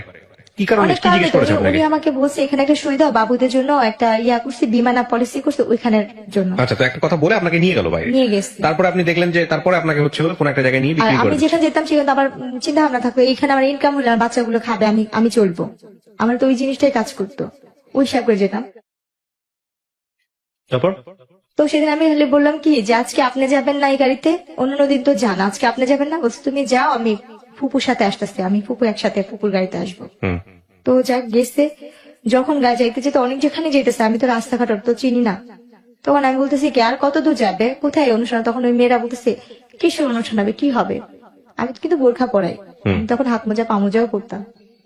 তখন আমি বলতেছি কি যে এই কাজের জন্য যাচ্ছে না, একটা অভিনয় হবে, নাটক হবে, টেলিফিল্ম, এসবে হবে না? বলছে, পাগল তুমি, তোমার মাথা মাথা ঠিক আছে? আমরা তো যাচ্ছি যে একটা যেখানে ওইখানে এরকম এরকম কাজ হয়, আমরা তো টাকার বিনিময়ে যাই, ওখানে 6 মাস বা 3 মাস থাকি। তাই তখন যে আমি কি পরিমাণে কান্না করতেছি গাড়ির মধ্যে বসে, আর বলতেছি জানলা একটা বার আমাকে এই গাড়ি থেকে একটু মুক্তি দেওয়ার ব্যবস্থা করো, আমি যেন এই গাড়িটা থেকে বের হইতে পারি। এটা মনে হয় আমার জীবনের, আমার মনে হয় আমার বাচ্চারা বা আমার বাবা মা আর কেউ দেখতে পারবো না আমি কোথায় যেতেছি, কার কাছে যেতেছি। তো ওই মুহূর্তে গাড়িটা যখন ওই ইয়া পার হবে, ফেরি পার হবে, হুম ফেরি পার হওয়ার সময় ওইখান থেকে ওখানে একটা আপু ছিল, খুব ভালো ছিল। ওই আপুটা বলছে কি যখন ফেরিতে উঠবো তখন তোকে আমি একটু হেল্প করতে পারবো, বাথরুমের নাম করে তুই এখানে বেড়াইতে পারবি, হুম যেহেতু তুই এখানে মেয়ে না। তারপর এরপর যখন বাথরুমের নাম করে এখান থেকে বের হইলাম, আমি পলে ওইখানে একটা রুম, মানে উপরে যে ইয়া থাকে যে বাথরুমের সাইডে, ওদিকে একটা লোকের বললাম কি আমার ওই গাড়িটা তুলে নিয়ে যেতেছে, আমার একে একটু বাঁচাবেন। কয়জন লোক জমাট হইলো, বলছে কোন গাড়িটা? আমি কিছু বলবো না, কারণ আমি ভয় পাইছি এদের কাছে, এদের তো আমি চিনি, এরকম যে আমার দুর্বলতার সুযোগটা কাজে লাগায়। আর আপুটা বলছে কাউকে বলবি না, তুই এখান থেকে পালাইতেছিস, তুই কাউকে বুঝতে দিবি না, তাহলে এখানে যে পশুগুলি আছে সেগুলি তোর আর ছিঁড়া ছিঁড়া খাইবো। আপনারা যারা শুনতেছেন বা দেখতেছেন তারা নিশ্চয়ই বুঝতে পারতেছেন যে একটা মেয়ের ভাগ্য কতটা দুর্ভাগ্য হতে পারে। আল্লাহ মাফ করুক যদি তার অর্থনৈতিক ভাবে সে শক্তিশালী না হয়, তার পরিবার বা একটা রং হ্যান্ডে যদি পড়ে। এটা যে খুব গরিব হলেই যে এই ধরনের ঘটনা সবার ক্ষেত্রে কোনো বিষয়টা এরকম নয়। তবে এটা ঠিক যে ওর অর্থনৈতিক অবস্থা যদি ভালো থাকতো তাহলে হয়তো ওর জীবনটা আজকে এরকম হতো না। তারপর এরপর ওইখান থেকে তখন অনেক রাত্র হয়েছে মনে হয়, তখন অনেক রাতই, ভালো মতনই রাত। তখন ওই সময় আমি লোকের বাথরুমে বসে আছি, বাথরুম থেকে বের হচ্ছি না, কোনোভাবে বের হচ্ছি না। আর আমি যে লোকগুলোকে বলছি ওই লোকগুলি আমাকে খুঁজতেছে। অনেকক্ষণ পরে ভালো করে বোরখার মুখটুক আটকে অন্য সাইডে এমন ভাবে বের হলাম যে আমি কাউকে কিছু বলিনি, আমি যে কোনো গাড়ি থেকে পলাইছি বা কিছু কাউকে কিছু বুঝতে দিইনি। এরপর যখন ফেরিটা ঘাটে ফিরলো, এরা তো খুঁজতেছে খুঁজতেছে, কোনোভাবে পাচ্ছে না। আমি গাড়িটাকেও দেখতেছি লুকা লুকা এক সাইডের থেকে ভিতরে। ওখান থেকে দেখি কি গাড়ি থেকে 3-4 জন বের হচ্ছে, চান্দা মাথা যে লোক উনিও বের হচ্ছে। আমি তাড়াতাড়ি করে জোরে জোরে হাইটা আগা ফেরির মধ্যে যে খাবারের দোকানগুলো থাকে না, যে খাবার খায় হোটেল টোটেল, ওইখানে ভিতরে ঢুকছি খুঁজে খুঁজে। ওইখানে ঢুকে আমি এক সাইডে গিয়ে এক পাশে যে দাঁড়া, মানে এমন ভাবে ইয়ে করতে যে আমি দোকান থেকে কিছু কিনতেছি, যাতে আমাকে কেউ না দেখে বা না ইয়ে করে। কারণ আমি তখন বুঝি যে আমার যে করেই হোক আমার এই জায়গায় বাঁচতে হবে, এবং আমি এইখান থেকে বাঁচার পরে ওই স্বামী নামে যে পশুটা ছিল তার সাথে আমি আর কোনো ধরনের যোগাযোগ করবো না, তার সাথে আমি আর কোনো ধরনের সম্পর্কে রাখবো না। আমার নসিবে যা আছে তাই হবে। কারণ আমি তো বাচ্চাদের রাখার জন্য, আমার বুকে রাখার জন্য আমি অনেক চেষ্টা করছি। আমার 2টা সন্তানকে মানে কষ্ট করে পালছি। আজকে আমার সেই বাচ্চাদের আমি চোখেও দেখি না, জানিও না কোথায় আছে, কিভাবে আছে, কিছুই জানি না। শুধু অভাবের কারণে আমি তার সব ধরনের অত্যাচার, সব ধরনের কথা আমি মাইনা নিয়েছিলাম। এরপরে যে ওর গাড়িটা নেমে গেছে, গাড়িটার থাকে না, অপেক্ষা করেনি আমার একজনের জন্য আর 10টা মেয়ে ইয়া করবে, আর মানুষ যেহেতু ওখানে ভিড় হয়ে গেছে। এরপরে গিয়ে ওই গাড়িটা চলে গেল, আর আমি বসে রাখলাম যে এই ফেরিটা কখন আবার ওই পারে যাবে। ওখানে বসে থাকলাম যে কখন ঢাকার বাস আসবে। তখন আমি কি করলাম, বসে পর অনেকক্ষণ বসে থাকার পর দেখতেছি যে ঢাকা লেখা যে বাসগুলো, তখন আমি বললাম কি এই বাসটা কি ঢাকা যাবে? পর বলতেছে কি হ্যাঁ এটা তো ঢাকা যাবে। পর আমি নাম বলছি ভাই আমার ব্যাগ থেকে হারিয়ে গেছে, আমার কাছে কোনো টাকা পয়সা নেই, আমাকে কি ঢাকা নেওয়া যাবে? পর বলতেছে কি দেখতেছো আমার হাতে কোনো ব্যাগ নেই বা কোনো টাকা পয়সার মতো কিছু নাই। পরে আচ্ছা যান উঠেন, যদি যাত্রী বেশি হয় আপনাকে দাঁড়া যেতে হবে। ঠিক আছে আমার কোনো সময় দাঁড়াই যাবো। তখন ওই বাসটাতে উঠলাম, ওই বাসটা যাত্রাবাড়িতে এসে নামলো। ওখান থেকে আমি একটা রিক্সা নিয়ে আমার মার বাসায় চলে আসলাম, কারণ আমার আর কোথাও যাওয়ার জায়গা নেই। মার বাসায় মার বাসায় উদ্দেশ্য করে বের হয়েছে ঠিকই, মাঝে আসছে না কেন জানি মনে হয় আবার ফুপু শাশুড়ির কাছে যা বলি তো সে যদি আমার বাচ্চাগুলিকে আইনা দেয়, ওনার কাছে আবার যাওয়ার জন্য ইয়া করলাম। তারপর আমার মেজো ফুপু শাশুড়ির কাছে গেলাম, ওনার বাসায় কাজের মেয়ের মতো পড়ে আসছি, ওনার পার্লারে কাজ করি, ওনার এটা করি সেটা, কিন্তু উনি কোনোভাবে আমার বাচ্চাই না দেয় না। উনিও দেখি আমাকে এটা ওইটা বলে, মানে বাজে ধরনের কথাই উনিও বলতেছে। ওখানে আমি 1 মাসের মতো কাছাকাছি ছিলাম। আমার আম্মার সাথে ফোনে কন্ট্যাক্ট করলাম, যোগাযোগ করলাম, তখন আমার আম্মুর কাছে একটা ফোন আসছে, ছোট একটা মোবাইল চালায়। আম্মু বললো কি তুই এখন ওই বাড়ির আশা করিস, তোর মতো সন্তান আমার আর দরকার নেই, যদি পারিস ওই জামাইয়ের তালাক দেয় আসতে পারে আসবি, আর না আসলে নেই, তোর মতো মেয়ে আমার আর দরকার নেই। সেম আপনি যে কথাটা আমাকে বললেন না ভাইয়া, যে অন্যায় করে সেও অপরাধী, যে অন্যায় সহ্য করে সেও অপরাধী, আমার মা আমাকে সেম ওই কথাটাই বলছে।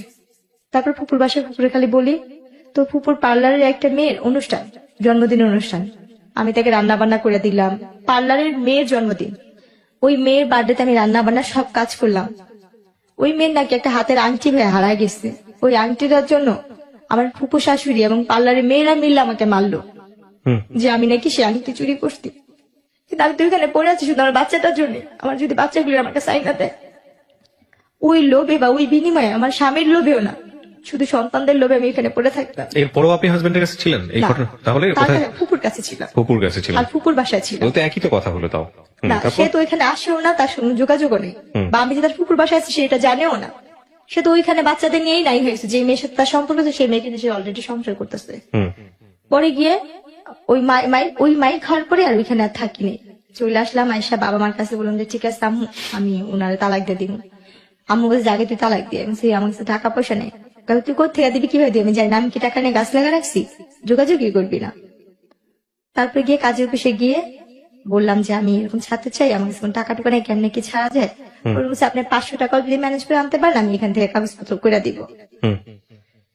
এরপরে আম্মুর থেকে যে আম্মু 500 টাকা দিল, 500 টাকা নিয়ে ওনারে যে তালাক দিলাম। আমার তালাক যাওয়ার কত আগে সালে তালাক দিলেন? এটা 2011 সালে। 2011 সালে। 11 সালে বিয়ে হয়েছিল কয় সালে? 2007 কাবিন হয়েছে, আমাকে 9 সালে বাচ্চা পেটে নেওয়া অবস্থা উঠা নিচ্ছে। ওকে, তারপর? 11তে আমার তালাক হয়েছে। তালাক হওয়ার পরে ওনাদের সাথে আমার আর কোনো যোগাযোগ নেই, আমার কোনো কন্ট্যাক্ট নেই। এরপরে আমি আস্তে আস্তে মানে টেনশন, বাচ্চাদের জন্য টেনশন করতে করতে, আর ওই যে আমার মাথায় যে আঘাত পড়ছিল চোখে তো দেখি না, এক পর্যায়ে আমি আস্তে আস্তে অসুস্থ হয়ে গেলাম। তখনই আমি ব্রেন স্ট্রোক করি। স্ট্রোক করার পরে আমার অনেক কিছুই মনে নেই। তারপরে এইভাবে তখন এই আম্মুর সাথে থাকতাম, টুকটাক হাতের কাজ করতাম, থ্রিপিস না বিক্রি টিকরি করতাম, মানে আমার মতো যে কাজ করতে পারে আমি সেই ধরনের কাজটা করতাম টুকটাক। করা অবস্থায় এক বাসায় কাপড় বিক্রি করতে যেতাম। কাপড় বিক্রি করতে যাওয়া অবস্থায় ওনারা অনেক বড় লোক ছিল, আর আমি হচ্ছে অনেক ধরনের সুতার কাজ, ব্লক বাটির কাজ, সব ধরনের কাজ জানি। আর যেহেতু আমার শ্বশুর বাড়িতে পার্লার ছিল, তাদের পার্লারের কাজটা আমি শিখে ফেলছিলাম। ওই বাসায় ওনাদের ব্যাগের সাথে আমার ব্যাগের সাথে মিলা যায়। তখন আমি যখন চলে আসি ওনাদের ব্যাগে টাকা ছিল, আর আমার ব্যাগে ছিল কাপড় আর ছোট্ট একটা বাটন ফোন আমি চালাতাম। হয়তো বা তারা আমার এই ভিডিওটা দেখবে, হয়তো সেটা শুনবে, সেই আপুরা এদের ঋণ আমি কখনো শোধ করতে পারবো না। ওনাদের টাকার ব্যাগ আমার কাছে চলে আসে, আর আমার কাপড় ব্যাগ ওনাদের বাসায়। আমার ওই কাপড় ব্যাগে ছোট একটা ফোন ছিল, আমার বাটন ফোন। আচ্ছা। তো আমি যখন রিক্সালাকে টাকা দিব তখন দেখি আমার ব্যাগে টাকা নেই, ওই টাকা ওনাদের টাকা, আমার ফোনও নেই, আমার টাকাও নেই। তখন আমি ওই টাকার দেখে অবাক হয়ে গেছি, এতগুলো টাকা তো আমি কখনো দেখিনি। তখন গিয়ে আমি কি করলাম, বাসায় নামলাম, না আমার ওই নাম্বারে ফোন দিচ্ছি বারবার। ধরেন সারাদিন এরকম পার হয়েছে, সন্ধ্যার দিকে ফোন ধরছে। আমি বলতেছি কি এই ফোনটা যার কাছে, ওনাদের একটা ব্যাগ আমার কাছে। বলার পরে উনি বলতেছে আমাদের ব্যাগ তোমার কাছে, তুমি কে? আর এই ফোনটাই কি? আমি বলছি আপা আপনার বাসায় যে আমি নকশি খাতা বিক্রি করতেছিলাম, কাপড় দিতে গেছিলাম, তখন আমার এই ব্যাগটা গেছিল। বলছে ও হ্যাঁ হ্যাঁ আমি তো ওই বাসায় গেছিলাম, কাপড় কিনতে, বেড়াতে গেছিলাম, ওই ব্যাগটা তোমার কাছে, দেখি দিয়ে দাও তো। দ্বন্দ্ব হয়ে ওই লাইনে থাকা হয়েছে, বলছে কি তুমি কি জানো এই ব্যাগে কি আসছে? আমি জানি, আমার এটার প্রতি কোনো লোভ নেই। কি ছিল? টাকা ছিল। কত টাকা ছিল? ভাই জানি না, কিন্তু এত টাকা কখনো চোখে দেখেনি, অনেকগুলো টাকাই ছিল। তারপর তখন উনি বলছে তোমার এই টাকার প্রতি কোনো লোভ নেই? আমি না আপা আমার এই টাকার প্রতি কোনো লোভ নেই। তখন উনি বললো কি তুমি আসো গুলশান আসতে পারবা এই ব্যাগটা নিয়ে? আমি গুলশান জীবনে যাই না, আমি চিনি না। পরে উনি বললো যে ধানমন্ডিতে আসতে পারবা? আমি তাও চিনি না, আমি কখনো যাইনি এসব জায়গায়, আমি কি করে চিনবো? তখন উনি আমাকে বলছে ঠিক আছে আমি কোথায় আসবো? আমি বলছি আমি তালতলা চিনি। তখন আমাদের এলাকার ভূতের আড্ডা একটা ইয়াসের রেস্টুরেন্ট, উনি ওখানে আসতে বলছে। আমি ব্যাগটা নিয়ে ওখানে গেছি, যার পর উনি আমার দিকে তাকায় আসছে আর আমার ব্যাগটা দেখতেছে, আর উনি আমার ব্যাগটা নিয়ে আসতে আইসনে মাথায় হাত দেওয়া বলতেছে কি যে তোর মতো মেয়ে আমি কম দেখছি রে, কিরে বোন তোর এই টাকার প্রতি কোনো লোভ লাগে নাই? আমি কান্না করে বললাম কি যে আপা আমার জীবনের সবচেয়ে দামি সম্পত্তি আমি হারা ফেলছি, আর এই টাকা দিয়ে আমি আর কি করব? আমার জীবনে যে ছেলে মেয়ে, আমার স্বামীর সংসার, সেটাই তো, এই টাকার জন্য আমার জীবনটা আজকে এখানে। আমার বাবা মার টাকা ছিল না বলে আমি স্বামীর সংসার করতে পারিনি, যৌতুকের টাকা দিতে পারিনি, এটা আমার মূলত আমার অপরাধ ছিল। আমি গরিবের মেয়ে, আমার বাবা মা গরিব। তখন ওনার না খুব মায়া লাগছে আমার কথা শুনে, বলছে তুই এখান থেকে যে টাকা নিবি নিয়ে নিলে। বলছি না আপা আমার টাকা লাগবে না, যদি পারেন আমার একটা কাজ দিয়ে আমি কাজ করবো, আমার একটা কাজ দরকার, আমি যদি একটু চাকরি করতে পারতাম আমি তো লেখাপড়া জানি। তখন উনি আমাকে কি কাজ দিল, ওনার বাচ্চাদের স্কুলে নেওয়া আসার একটা কাজ দিল। আচ্ছা, ওনার বাচ্চাদের স্কুল নিয়ে যেতে মানতাম, কিন্তু ওনার অনেক বড় লোক ছিল। এরপর একদিন ওনার বাচ্চারা অসুস্থ, একটা বাচ্চা অসুস্থ, ওনার ছেলে অপারেশন করবে। ছেলেটার অপারেশন করার সময় তাদের এবি নেগেটিভ রক্তের গ্রুপ দরকার ছিল। ওই সময় ওই রক্তটা আমি দিই। আমি বলি যে আমি এই রক্তটা দিব। বলছে কি তোর কি রক্ত এটা? পরে আমি বললাম যে হ্যাঁ, আমার যখন আমি অসুস্থ ছিলাম তখন আমি শুনছি আমার এই রক্তের গ্রুপটা এবি নেগেটিভ আপনার। এবি নেগেটিভ রক্তের গ্রুপ। যেখানে ওনার বাচ্চার 3-4 ব্যাগ রক্ত লাগবে, সেখানে আমার 1 ব্যাগ আর 1 ব্যাগ ওনারা কিনে আনছে। এই 2 ব্যাগ দিয়ে ওনার বাচ্চাকে উনি ইয়ে করলো। তখন ওই যে রক্ত দিয়ে আমি তো কখনো রক্ত দিই নাই, রক্ত দিয়ে তো সাথে সাথে উঠতে হয় না। আমি কি করছি, রক্ত দিয়ে উঠে পড়ছি না, আমার চশমাটা পড়ে গেছে, ভাঙে গেছিল একটা ফ্রেম। তখন আমি অন্ধের মতো হাতা হাতা চশমা খুঁজতেছিলাম। তো ওই জিনিসটা ওই আপুটা ফলো করে বলতেছে কি তুই কি চশমা ছাড়া চোখে দেখিস না? এরপরে গিয়ে আমি বলতেছি কি আপা আমি তো চশমা ছাড়া চোখে দেখি না, আজকে 3 বছর ধরে আমার চোখের অবস্থা এরকম। পরে উনি না দেখে বলছে তুই কোন ডাক্তার দেখাইছিস? আমি ডাক্তার দেখাইছি, ডাক্তাররা আমাকে অপারেশন করতে বলছে আর কি কি যেন পরীক্ষা করতে বলছে, করিনি টাকার জন্য। তখন উনি সাথে সাথে ওনার ড্রাইভারকে ডাক দিল আর ওনার ম্যানেজারকে ডাক দিল। আমাকে ওইখানে সাথে সাথে ওই মুহূর্তে আমাকে ওইখান থেকে জুস টুস খাওয়া পানি টানি খাওয়া আমাকে নিয়ে গেল ডাক্তারখানায়। নিয়ে যাওয়ার পরে ওখানে আমি আমার চোখ পরীক্ষা করে কি কি ধরনের পরীক্ষা, অনেক ধরনের পরীক্ষা টরীক্ষা করার পরে বললো যে ওর যদি ইমিডিয়েটলি যদি এই অপারেশন না করে ও আর কোনোদিন চোখে দেখতে পাবে না। আর ওর চোখে রক্ত জমাট হয়ে একটা পুঁজ তৈরি হয়েছে, একটা ইনফেকশন হয়ে গেছে ওর কর্নিয়াতে। তখন ওই মুহূর্তে আপারা আমাকে ডাক্তার দেখা সবকিছু কমপ্লিট করে আমাকে পাসপোর্ট টাসপোর্ট বানায় আমাকে চেন্নাইতে ডাক্তার দেখাবে, চেন্নাই থেকে। এরপরে কি করছে ওনারা, আমার সবকিছু করা শেষ, অপারেশন টপারেশন করা শেষ, ওনারা আমাকে খুশি হয়ে জায়গা কিনে দিবে। আচ্ছা, ওনারা আমাকে একটু জায়গা কিনে দিবে। যত বাড়িতে আপনি আছেন আর কি। হ্যাঁ, তো ওরা আপনাকে একটা জায়গা কিনে দিবে। হ্যাঁ, ওরা আমাকে একটা জায়গা দান করলো। আমার চোখের অপারেশন করা শেষ দিয়ে ওরা আমার একটা জায়গা কোথায় এটা দান করলো। এটা সেটা আমরা ইস্টার কোয়ার্টারের দিকে। আচ্ছা, কতটুকু জায়গা? 2 কাঠা। 2 কাঠা। আচ্ছা, ওনারা আপনাকে আমাকে একদম আপনার নামে লিখে দিয়েছে? সম্পূর্ণ আমার নামে লেখা কাগজপত্র করে দিচ্ছে, দান করছে এটা ওকে, ওনারা। ওকে। আমার রেজিস্ট্রেশন দান করার পরে তো ওনারা আমাকে আর খুশি আর কিছু টাকা দিচ্ছিল, আর 2 লাখ টাকার মতো ওনারা আমাকে টাকা দিচ্ছিল। এটা দিয়ে তুই কিছু করিস, পড়াশোনা কর বা কিছু কর। ওনারা দেশের বাইরে সবাই চলে গেছে, আমার সাথে কোনো সম্পর্ক নেই, তা চলে যাবে। ওনার দেশের বাইরে চলে গেছে, ওনারা যাওয়ার আগে থাকি আপনাকে। দেশে, হ্যাঁ, এটা আচ্ছা। খুশি হয়ে দিয়ে গেছে। তো আমি ওই মুহূর্তে না ভাবছি কি, যেহেতু আমি লেখাপড়া জানি না, আমার 2টা বাচ্চা আছে, আমি ওই টাকাটা দিয়ে, যেহেতু আমার বাবা মাও খুব গরিব, ভাই বিয়ে করছে, ভাই ভাইয়ের মতো থাকে, যার যেমন তো শেষে থাকে, আমি ওই টাকাটা আমরা আবারও ফিরে যাচ্ছি আলাপন। তখন বিদেশে গেলাম, এক দালাল ধরলাম, উনি আমার থেকে 1.5 লাখ টাকা নিল। একটা মহিলা দালাল ছিল, উনি বিদেশি লোক পাঠায়। উনি আমাকে কাজে দিল কি, হাসপাতালে ক্লিনারের কাজের কথা বলে উনি আমাকে সব কাগজপত্র করতে। আমি হাসপাতালে ক্লিনার হয়ে কাজে যাই, দুবাইতে পাঠাবে। সেখানে গিয়ে আমার সাথে আরেক ইয়া ঘটে, আমার নসিবটা এরকম। ওখানে যাওয়ার পরে আমি একটা ভার ডান্সারে পড়ি, ভার ক্লাবে।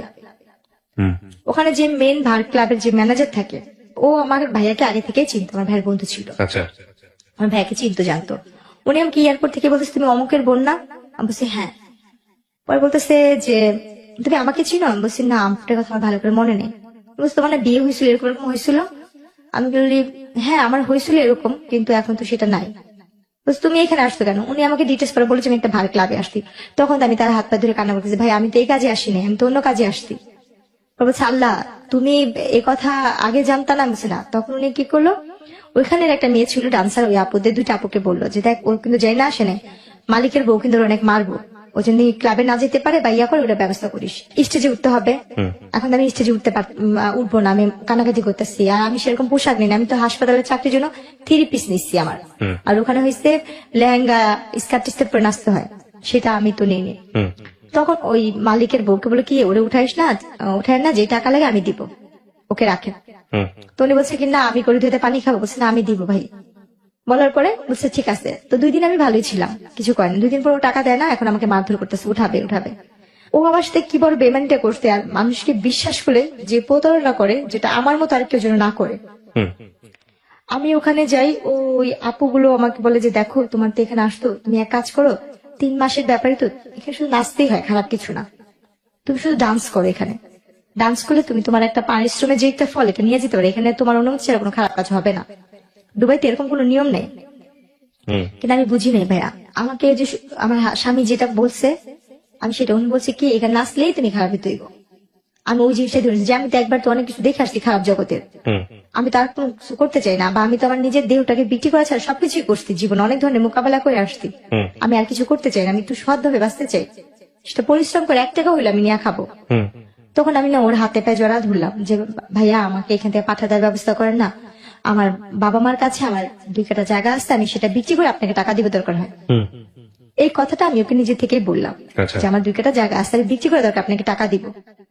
তখন ও চুপচাপ থেকে তারপর দিন আমাকে বলছে তুমি যদি এখান থেকে বাঁচতে চাও তোমাকে আমার বিয়ে করতে হবে, আমাকে যদি তুমি বিয়ে না করো তাহলে তুমি এখান থেকে বাঁচতে পারবে না। তো এইভাবে ফুসলে ফাসলে আপনাকে বিয়ে করে। হ্যাঁ, ও যখন এখানে বলছে আর আমি তো এখানে অসহায়ের মতন, তখন আমি না আমার মার সাথে এই কথাগুলো কথা বলতে, আমার তো ফোন নাই, ওরে বললাম যে আমার মার সাথে একবার কথা বলতে দেন না, কেউ আমার মার সাথে যোগাযোগ করতে দিল না।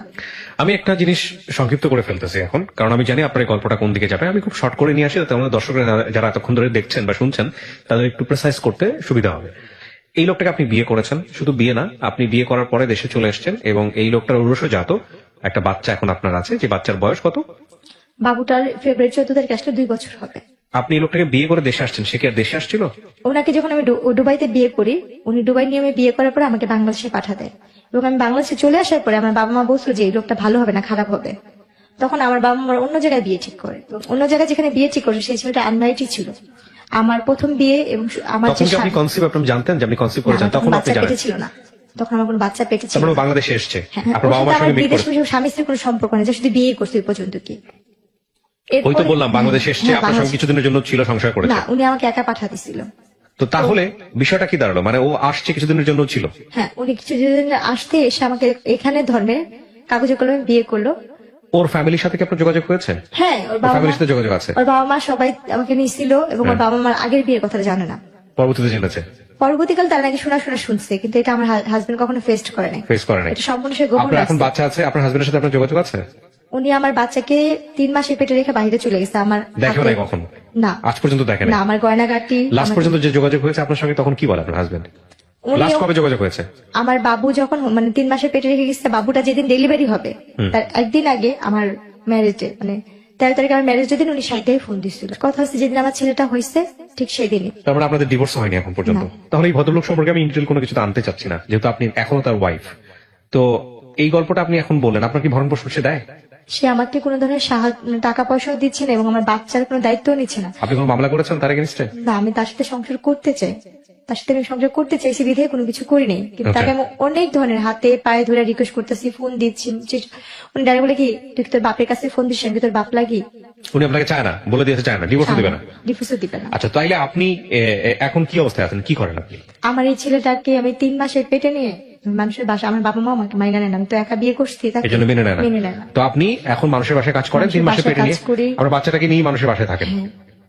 আচ্ছা, আমি যে কাজ করি কেউ আমাকে কাজেও রাখতে চায় না, আমার চেহারা আমি মুখ ঢেকে কাজ এক্স্যাক্টলি করি। এক্স্যাক্টলি আপনি মুখ ঢেকে কাজ করেন, এবং আপনাকে আমি বলেছিলাম যখন আমি ভিডিওটা করি শুরুতে যে 1 বছর ধরে আমি আপনাকে ঘুরিয়েছি এই গল্পটা প্রচার করার আগে। হ্যাঁ, প্রত্যেকটা অক্তের নামাজে আমি শুধু একটা কথাই বলি যে আল্লাহ যেন আমার আর আমার ছেলে হ্যাঁ, এই আল্লাহ তো 6 দিন, 7 সবকিছু দিন দিতে পারে, রাখা আল্লাহর কাছে ছিল। আপনি ভালো জিনিস চাবেন, আপনি কেন খারাপ জিনিস চান? ভাই ভালো জিনিস তো অনেক চাইছি। ধৈর্য ধারণ করেন, আসলে- আপনার লাইফটা একটা এক্সাম। আপনি আমাকে বলেন, আপনার তো 2 কাঠা জমি আছে, আপনি চাইলে ওটা বিক্রি করে দিয়ে তো একটা কিছু করতে পারতেন, কেন করেননি? ভাইয়া ওটা এমন ভাবে যারা আমাকে দিচ্ছে আমি বিক্রি করতে পারবো না। কিভাবে দেয়া আছে? হ্যাঁ, এভাবে দেওয়া আছে। নাহলে তো আমি ওইটা বিক্রি করলে আপনার 3 লাখ করে 12 লাখ করে কাঠা হইলে আমি 2 কাঠা বিক্রি করলে হয়তো নিজের পক্ষে 4 লাখ বা 5 লাখ টাকা হয়তো বা পাবো, কিন্তু এটা এমন ভাবে তারা আমি বিক্রি করতে পারবো না। আচ্ছা, আমি নাম্বারটি দেওয়ার আগে আপনাকে আবারও সতর্ক করছি, এই নাম্বারটি দেওয়ার ফলে কোনো লিসনারের সঙ্গে, কোনো ভিউয়ার্সের সঙ্গে যে কোনো ধরনের ব্যক্তিগত সম্পর্কে জড়ানো, যে কোনো ধরনের নেগেটিভ কোনো কিছু তৈরি হওয়া, বা কোনো ধরনের কোনো কিছু যেটা আপনার জীবনের জন্য দুর্বিষহ হতে পারে, সেটার দায় দায়িত্ব সম্পূর্ণই আপনার। এই বিষয়ে ঢাকা এফএম বা আমি আর জি কিবরিয়া কোনো ধরনের দায় নিব না। এটা জেনে শুনে আপনি নাম্বারটা দিচ্ছেন। কার সঙ্গে আপনি কথা বলবেন, কার সঙ্গে আপনি সম্পর্কে জড়াবেন, কার সঙ্গে আপনার কি হবে না হবে, সমস্ত কিছু আপনার। এখানে আমাদের কোনো দায় নেই। আপনি কি বুঝতে পেরেছেন আমার কথাটা? হ্যাঁ, সেটা বুঝতে পারছি। জেনে শুনে আপনি দিচ্ছেন, আপনার যদি ভালো হয় সেটাও আপনার, যদি মন্দ হয় সেটাও আপনার। ঠিক আমি আছে? এখানে সবার কাছে শুধু একটা কথাই বলবো, আমার জীবনে প্রথম যেটা হয়েছে আমার বাবা মার ভুলের কারণে, অভাবের কারণে আমার বাবা আমাকে বিয়ে দিচ্ছে। Right. এটা হয়েছে আমার তরফ থেকে কথা। আমার মতো জেসমিন যারা সবার ঘরে জন্ম হয়েছে, যারা গরিব ফ্যামিলি, বিশেষ করে এদের বাবা মা যদি রিক্সাও চালায় ভাত খাওয়া সন্তানকে যেন অল্প বয়সে বিয়ে না দেয়, এটা থাকবে। আর এখানে আমি কি পাবো আমি সেটা জানি না। মানে চেয়ারের কারণে একটা বড় লোকের ঘরে দিয়ে দেয়, এটাও যেন না করে। কিন্তু- বলেন, আপনি আপনার সঙ্গে যোগাযোগ করার নাম্বারটি বলেন প্লিজ। এটা কি আপনার নামে রেজিস্ট্রেশন করা আছে ফোন নাম্বারগুলো? আমরা কিন্তু চেক করিনি। হ্যাঁ বলেন আমার নামে বলেন। 01945887880। আচ্ছা আরেকটা আরেকটা হয়েছে 01300738385। আচ্ছা, আপনি যে দুটো নাম্বার দিলেন এই দুটো নাম্বার কি বিকাশ করা আছে বা নগদ করা আছে? আচ্ছা, প্রিয় দর্শক এবং শ্রোতা, আমি বারবারই আপনাদেরকে বলি এই দুটো নাম্বার আসলে ওর যতটা আর্থিক সাহায্য দরকার তার চেয়ে বেশি দরকার ওর একটা কর্মসংস্থানের, তার চেয়ে বেশি দরকার ওর সন্তানের সিকিউরিটি। আমি ইন্সপায়ার করব যে ওর অন্তত এই জায়গাটা আপনারা এনশিওর করেন। আপনারা খেয়াল রাখবেন যে এই গল্পটা আসলে মানুষ বলে যে কাঙ্ক্ষিত ভাবে চেহারা চায়। আমি বহুবার ওকে 1 বছর 1.5 বছর এখানে নিয়ে আসছি, ও আমাকে ঘুরে ফিরে একটা কথাই বলছে, ভাইয়া মানুষের সৌন্দর্য নাকি মানুষের জন্য পজিটিভ, আমার জন্য সৌন্দর্যটাই অনেক বেশি নেগেটিভ হয়ে গেছে। তো সেই জায়গাটা থেকে চলেন ওর জন্য আমরা যদি পারি ওর একটা কাজের ব্যবস্থা করি, ওর একটা কর্মসংস্থানের ব্যবস্থা করি, এবং যে যেভাবে পারেন ওর পাশে দাঁড়ান। আমরা চাই ওর সন্তানের একটা ভবিষ্যৎ হোক। আমি আমার জায়গা থেকে আপনার গল্পটা 1.5 বছর ধরে আপনাকে ঘুরিয়ে প্রত্যেকবারই আপনাকে আমি ইন্সপায়ার করেছি গল্পটা না বলার জন্য। আমি কি ঠিক বলেছি? হ্যাঁ, আপনি আমাকে অনেকবার না ফিরাই বলেছেন। দিছি। আর আমি বারবার আপনার সেই কারণে আসছি, আমার চলার মতো কোনো পথ নেই। আর আমি কোথা থেকে স্বামী আর কোথায় আমি কাজ আপনার গল্পটা এই জন্যই প্রচার করলাম যাতে করে এই গল্পের শিক্ষণীয় বিষয়গুলো নিতে পারে। কারণ আমি জানি গ্রামের মানুষ থেকে শুরু করে সবাই আমার এই অনুষ্ঠানগুলো দেখে, সব শ্রেণীর মানুষগুলো দেখে। আপনি যে কথাগুলো লাস্টে বলছেন না যে সামর্থ্য যতটুকু অতটুকুই যাওয়া উচিত, এটাই হচ্ছে এই গল্পের সবচেয়ে গরিবের বড়। দেওয়া ভালো, কিন্তু গরিবের কাছেই যেন যায়, এই যাওয়া ভালো, সম্পর্কের জায়গা কিন্তু থেকে। কোনো বড় লোকের কাছে। আর একটা মেয়ে যদি কম শিক্ষিত হয় তাকে কম শিক্ষিত ছেলের কাছেই বিয়ে দেওয়া ভালো। শিক্ষিত ছেলের কাছে দিবে সে কুটা দিবে। হাতে গোনা কয়েকজন দেখা যায় আল্লাহ দুনিয়ায় ভালো থাকে, যেমন বাট ম্যাক্সিমাম সিনারিওটাই এরকম। হ্যাঁ, যাদের মধ্যে যারা আমাকে হেল্প করছে তারা ভালো ছিল, বা আমি কাউকে বিশ্বাস করে গেছি এটা আমার ভুল ছিল, বা আমি যেখানে কাজ করতে যাই কেউ আমাকে কাজে নেয় না, কাজের আগে বলে কি তোমাকে কি কাজে নিব, দেখা গেছে আমার স্বামী বা আমার ছেলে তোমার সাথে, তখন আমার Right, মুখ right. থেকে কাজ করতে হচ্ছে। আতঙ্কের আমি জায়গা। সর্বক্ষণ এইভাবে ঢেকে কাজ করি আর বাচ্চাটাকে কোলে নিয়ে। এমন দিন যায় আমার ছেলেটা যখন ছোট, আপনি দেখছেন আমি যখন আপনার এখানে আসছিলাম, আমি এক বাসাতে কাজ করে ভিজা শরীর নিয়ে আপনার কাছে আসছিলাম, হ্যাঁ। শুধু বোরখাটা গায়ে দিয়ে। হ্যাঁ, হ্যাঁ, হ্যাঁ। আপনার বাচ্চাকে একটা তসবি দিছিলেন, আমার ছেলেটা তসবি নিয়ে গেছিল। আচ্ছা, আমার বাচ্চাটাকে রেখে আমি যখন কাপড় ধুই, আমার ছেলেটা আমার সাথে যে বাথরুমে বসে কাপড় ধুই। প্রিয় শ্রোতা এবং দর্শক, এই ঠান্ডার কাজের জন্য আমার বাচ্চাটা মেডিকেলে ভর্তি ছিল একবার। আমি দোকান থেকে 2 টাকা 5 টাকা তুলে আমার আমি বাচ্চাকে জানি চিকিৎসা আমি করছি। জানি আপনি গল্পগুলো আমাকে বলেছেন। আমি তো বললাম এখানে যে আপনার গল্পের যে উপাখ্যান সেটা যদি আমি ঘন্টার আর পর ঘন্টা অভাবের মানুষকে কারণে শোনাই। আমার এই নুসপাপ দুধের শিশু বাচ্চা নিয়ে আমি ফাঁসিতে যখন মরতে গেছিলাম, আমার ছেলেটা বাথরুম করে দিছিল। আর সেদিন থেকে আমি ওয়াদা করছি, আমার যদি কোনোদিন কারো কাছে ভিক্ষা থাল নিয়েও দাঁড়াতে হয়, আমি আমার ছেলের জন্য আমি মানুষের দরজায় ভিক্ষা থাল নিয়ে দাঁড়াবো। কিন্তু আল্লাহ পাক যেন কোনো কারণে আমার এই রশিটাকে ছিঁড়া দেয়। তখন আমি অনেক কষ্ট, আমার পার নিচে যে টুলটা ছিল সেটাও পড়ে গেছিল। আর মৃত্যু যে কত ভয়ানক হয় আমি সেই দিন দেখছি। এর আগের কথা আমার মনে নেই, কিন্তু চোখের সামনে আমার অতটুকু 6 মাসের বাচ্চা পায়খানা করে দিছিল। কি করছিলেন আপনি? ওরও ঝুলাই ফেলছিলেন? একসাথে একই রশিতে যদি না দিতাম সেদিন আল্লাহু আকবার। দুজনেই মারা আমি যেতাম। জানতে চাই না। প্রিয় দর্শক এবং শ্রোতা, আমি শেষ করছি। ভালো কিছু হোক, এই অনুষ্ঠানের অনেক বড় শক্তি আমি আছে, অনেক অনেক ভালো হাতের কিছু। কাজ জানি। আপনি হাতের কাজ জানেন? হ্যাঁ। কি ধরনের হাতের কাজ জানেন? আমি সেলাই কাজ জানি, কাঠচুটির কাজ জানি, কিন্তু আমার কোনো সামর্থ্য নেই। আমি একটা মেশিনও কিনতে পারি না। আমি আজকে কয়েক মাসে, আমার 6 মাসে ঘরবার টাকা জোগাড় হয়েছে। এই লকডাউনের জন্য আমি কোথাও কাজ করতে পারি না দেখে আমার ঘরবার টাকাও দিতে পারি না। যতটুকু টুকটাক ছিল সেগুলো আমার এখন আপনার একটা ব্যবস্থা নিশ্চয়ই হবে। ভালো থাকুন প্রিয় দর্শক এবং শ্রোতা।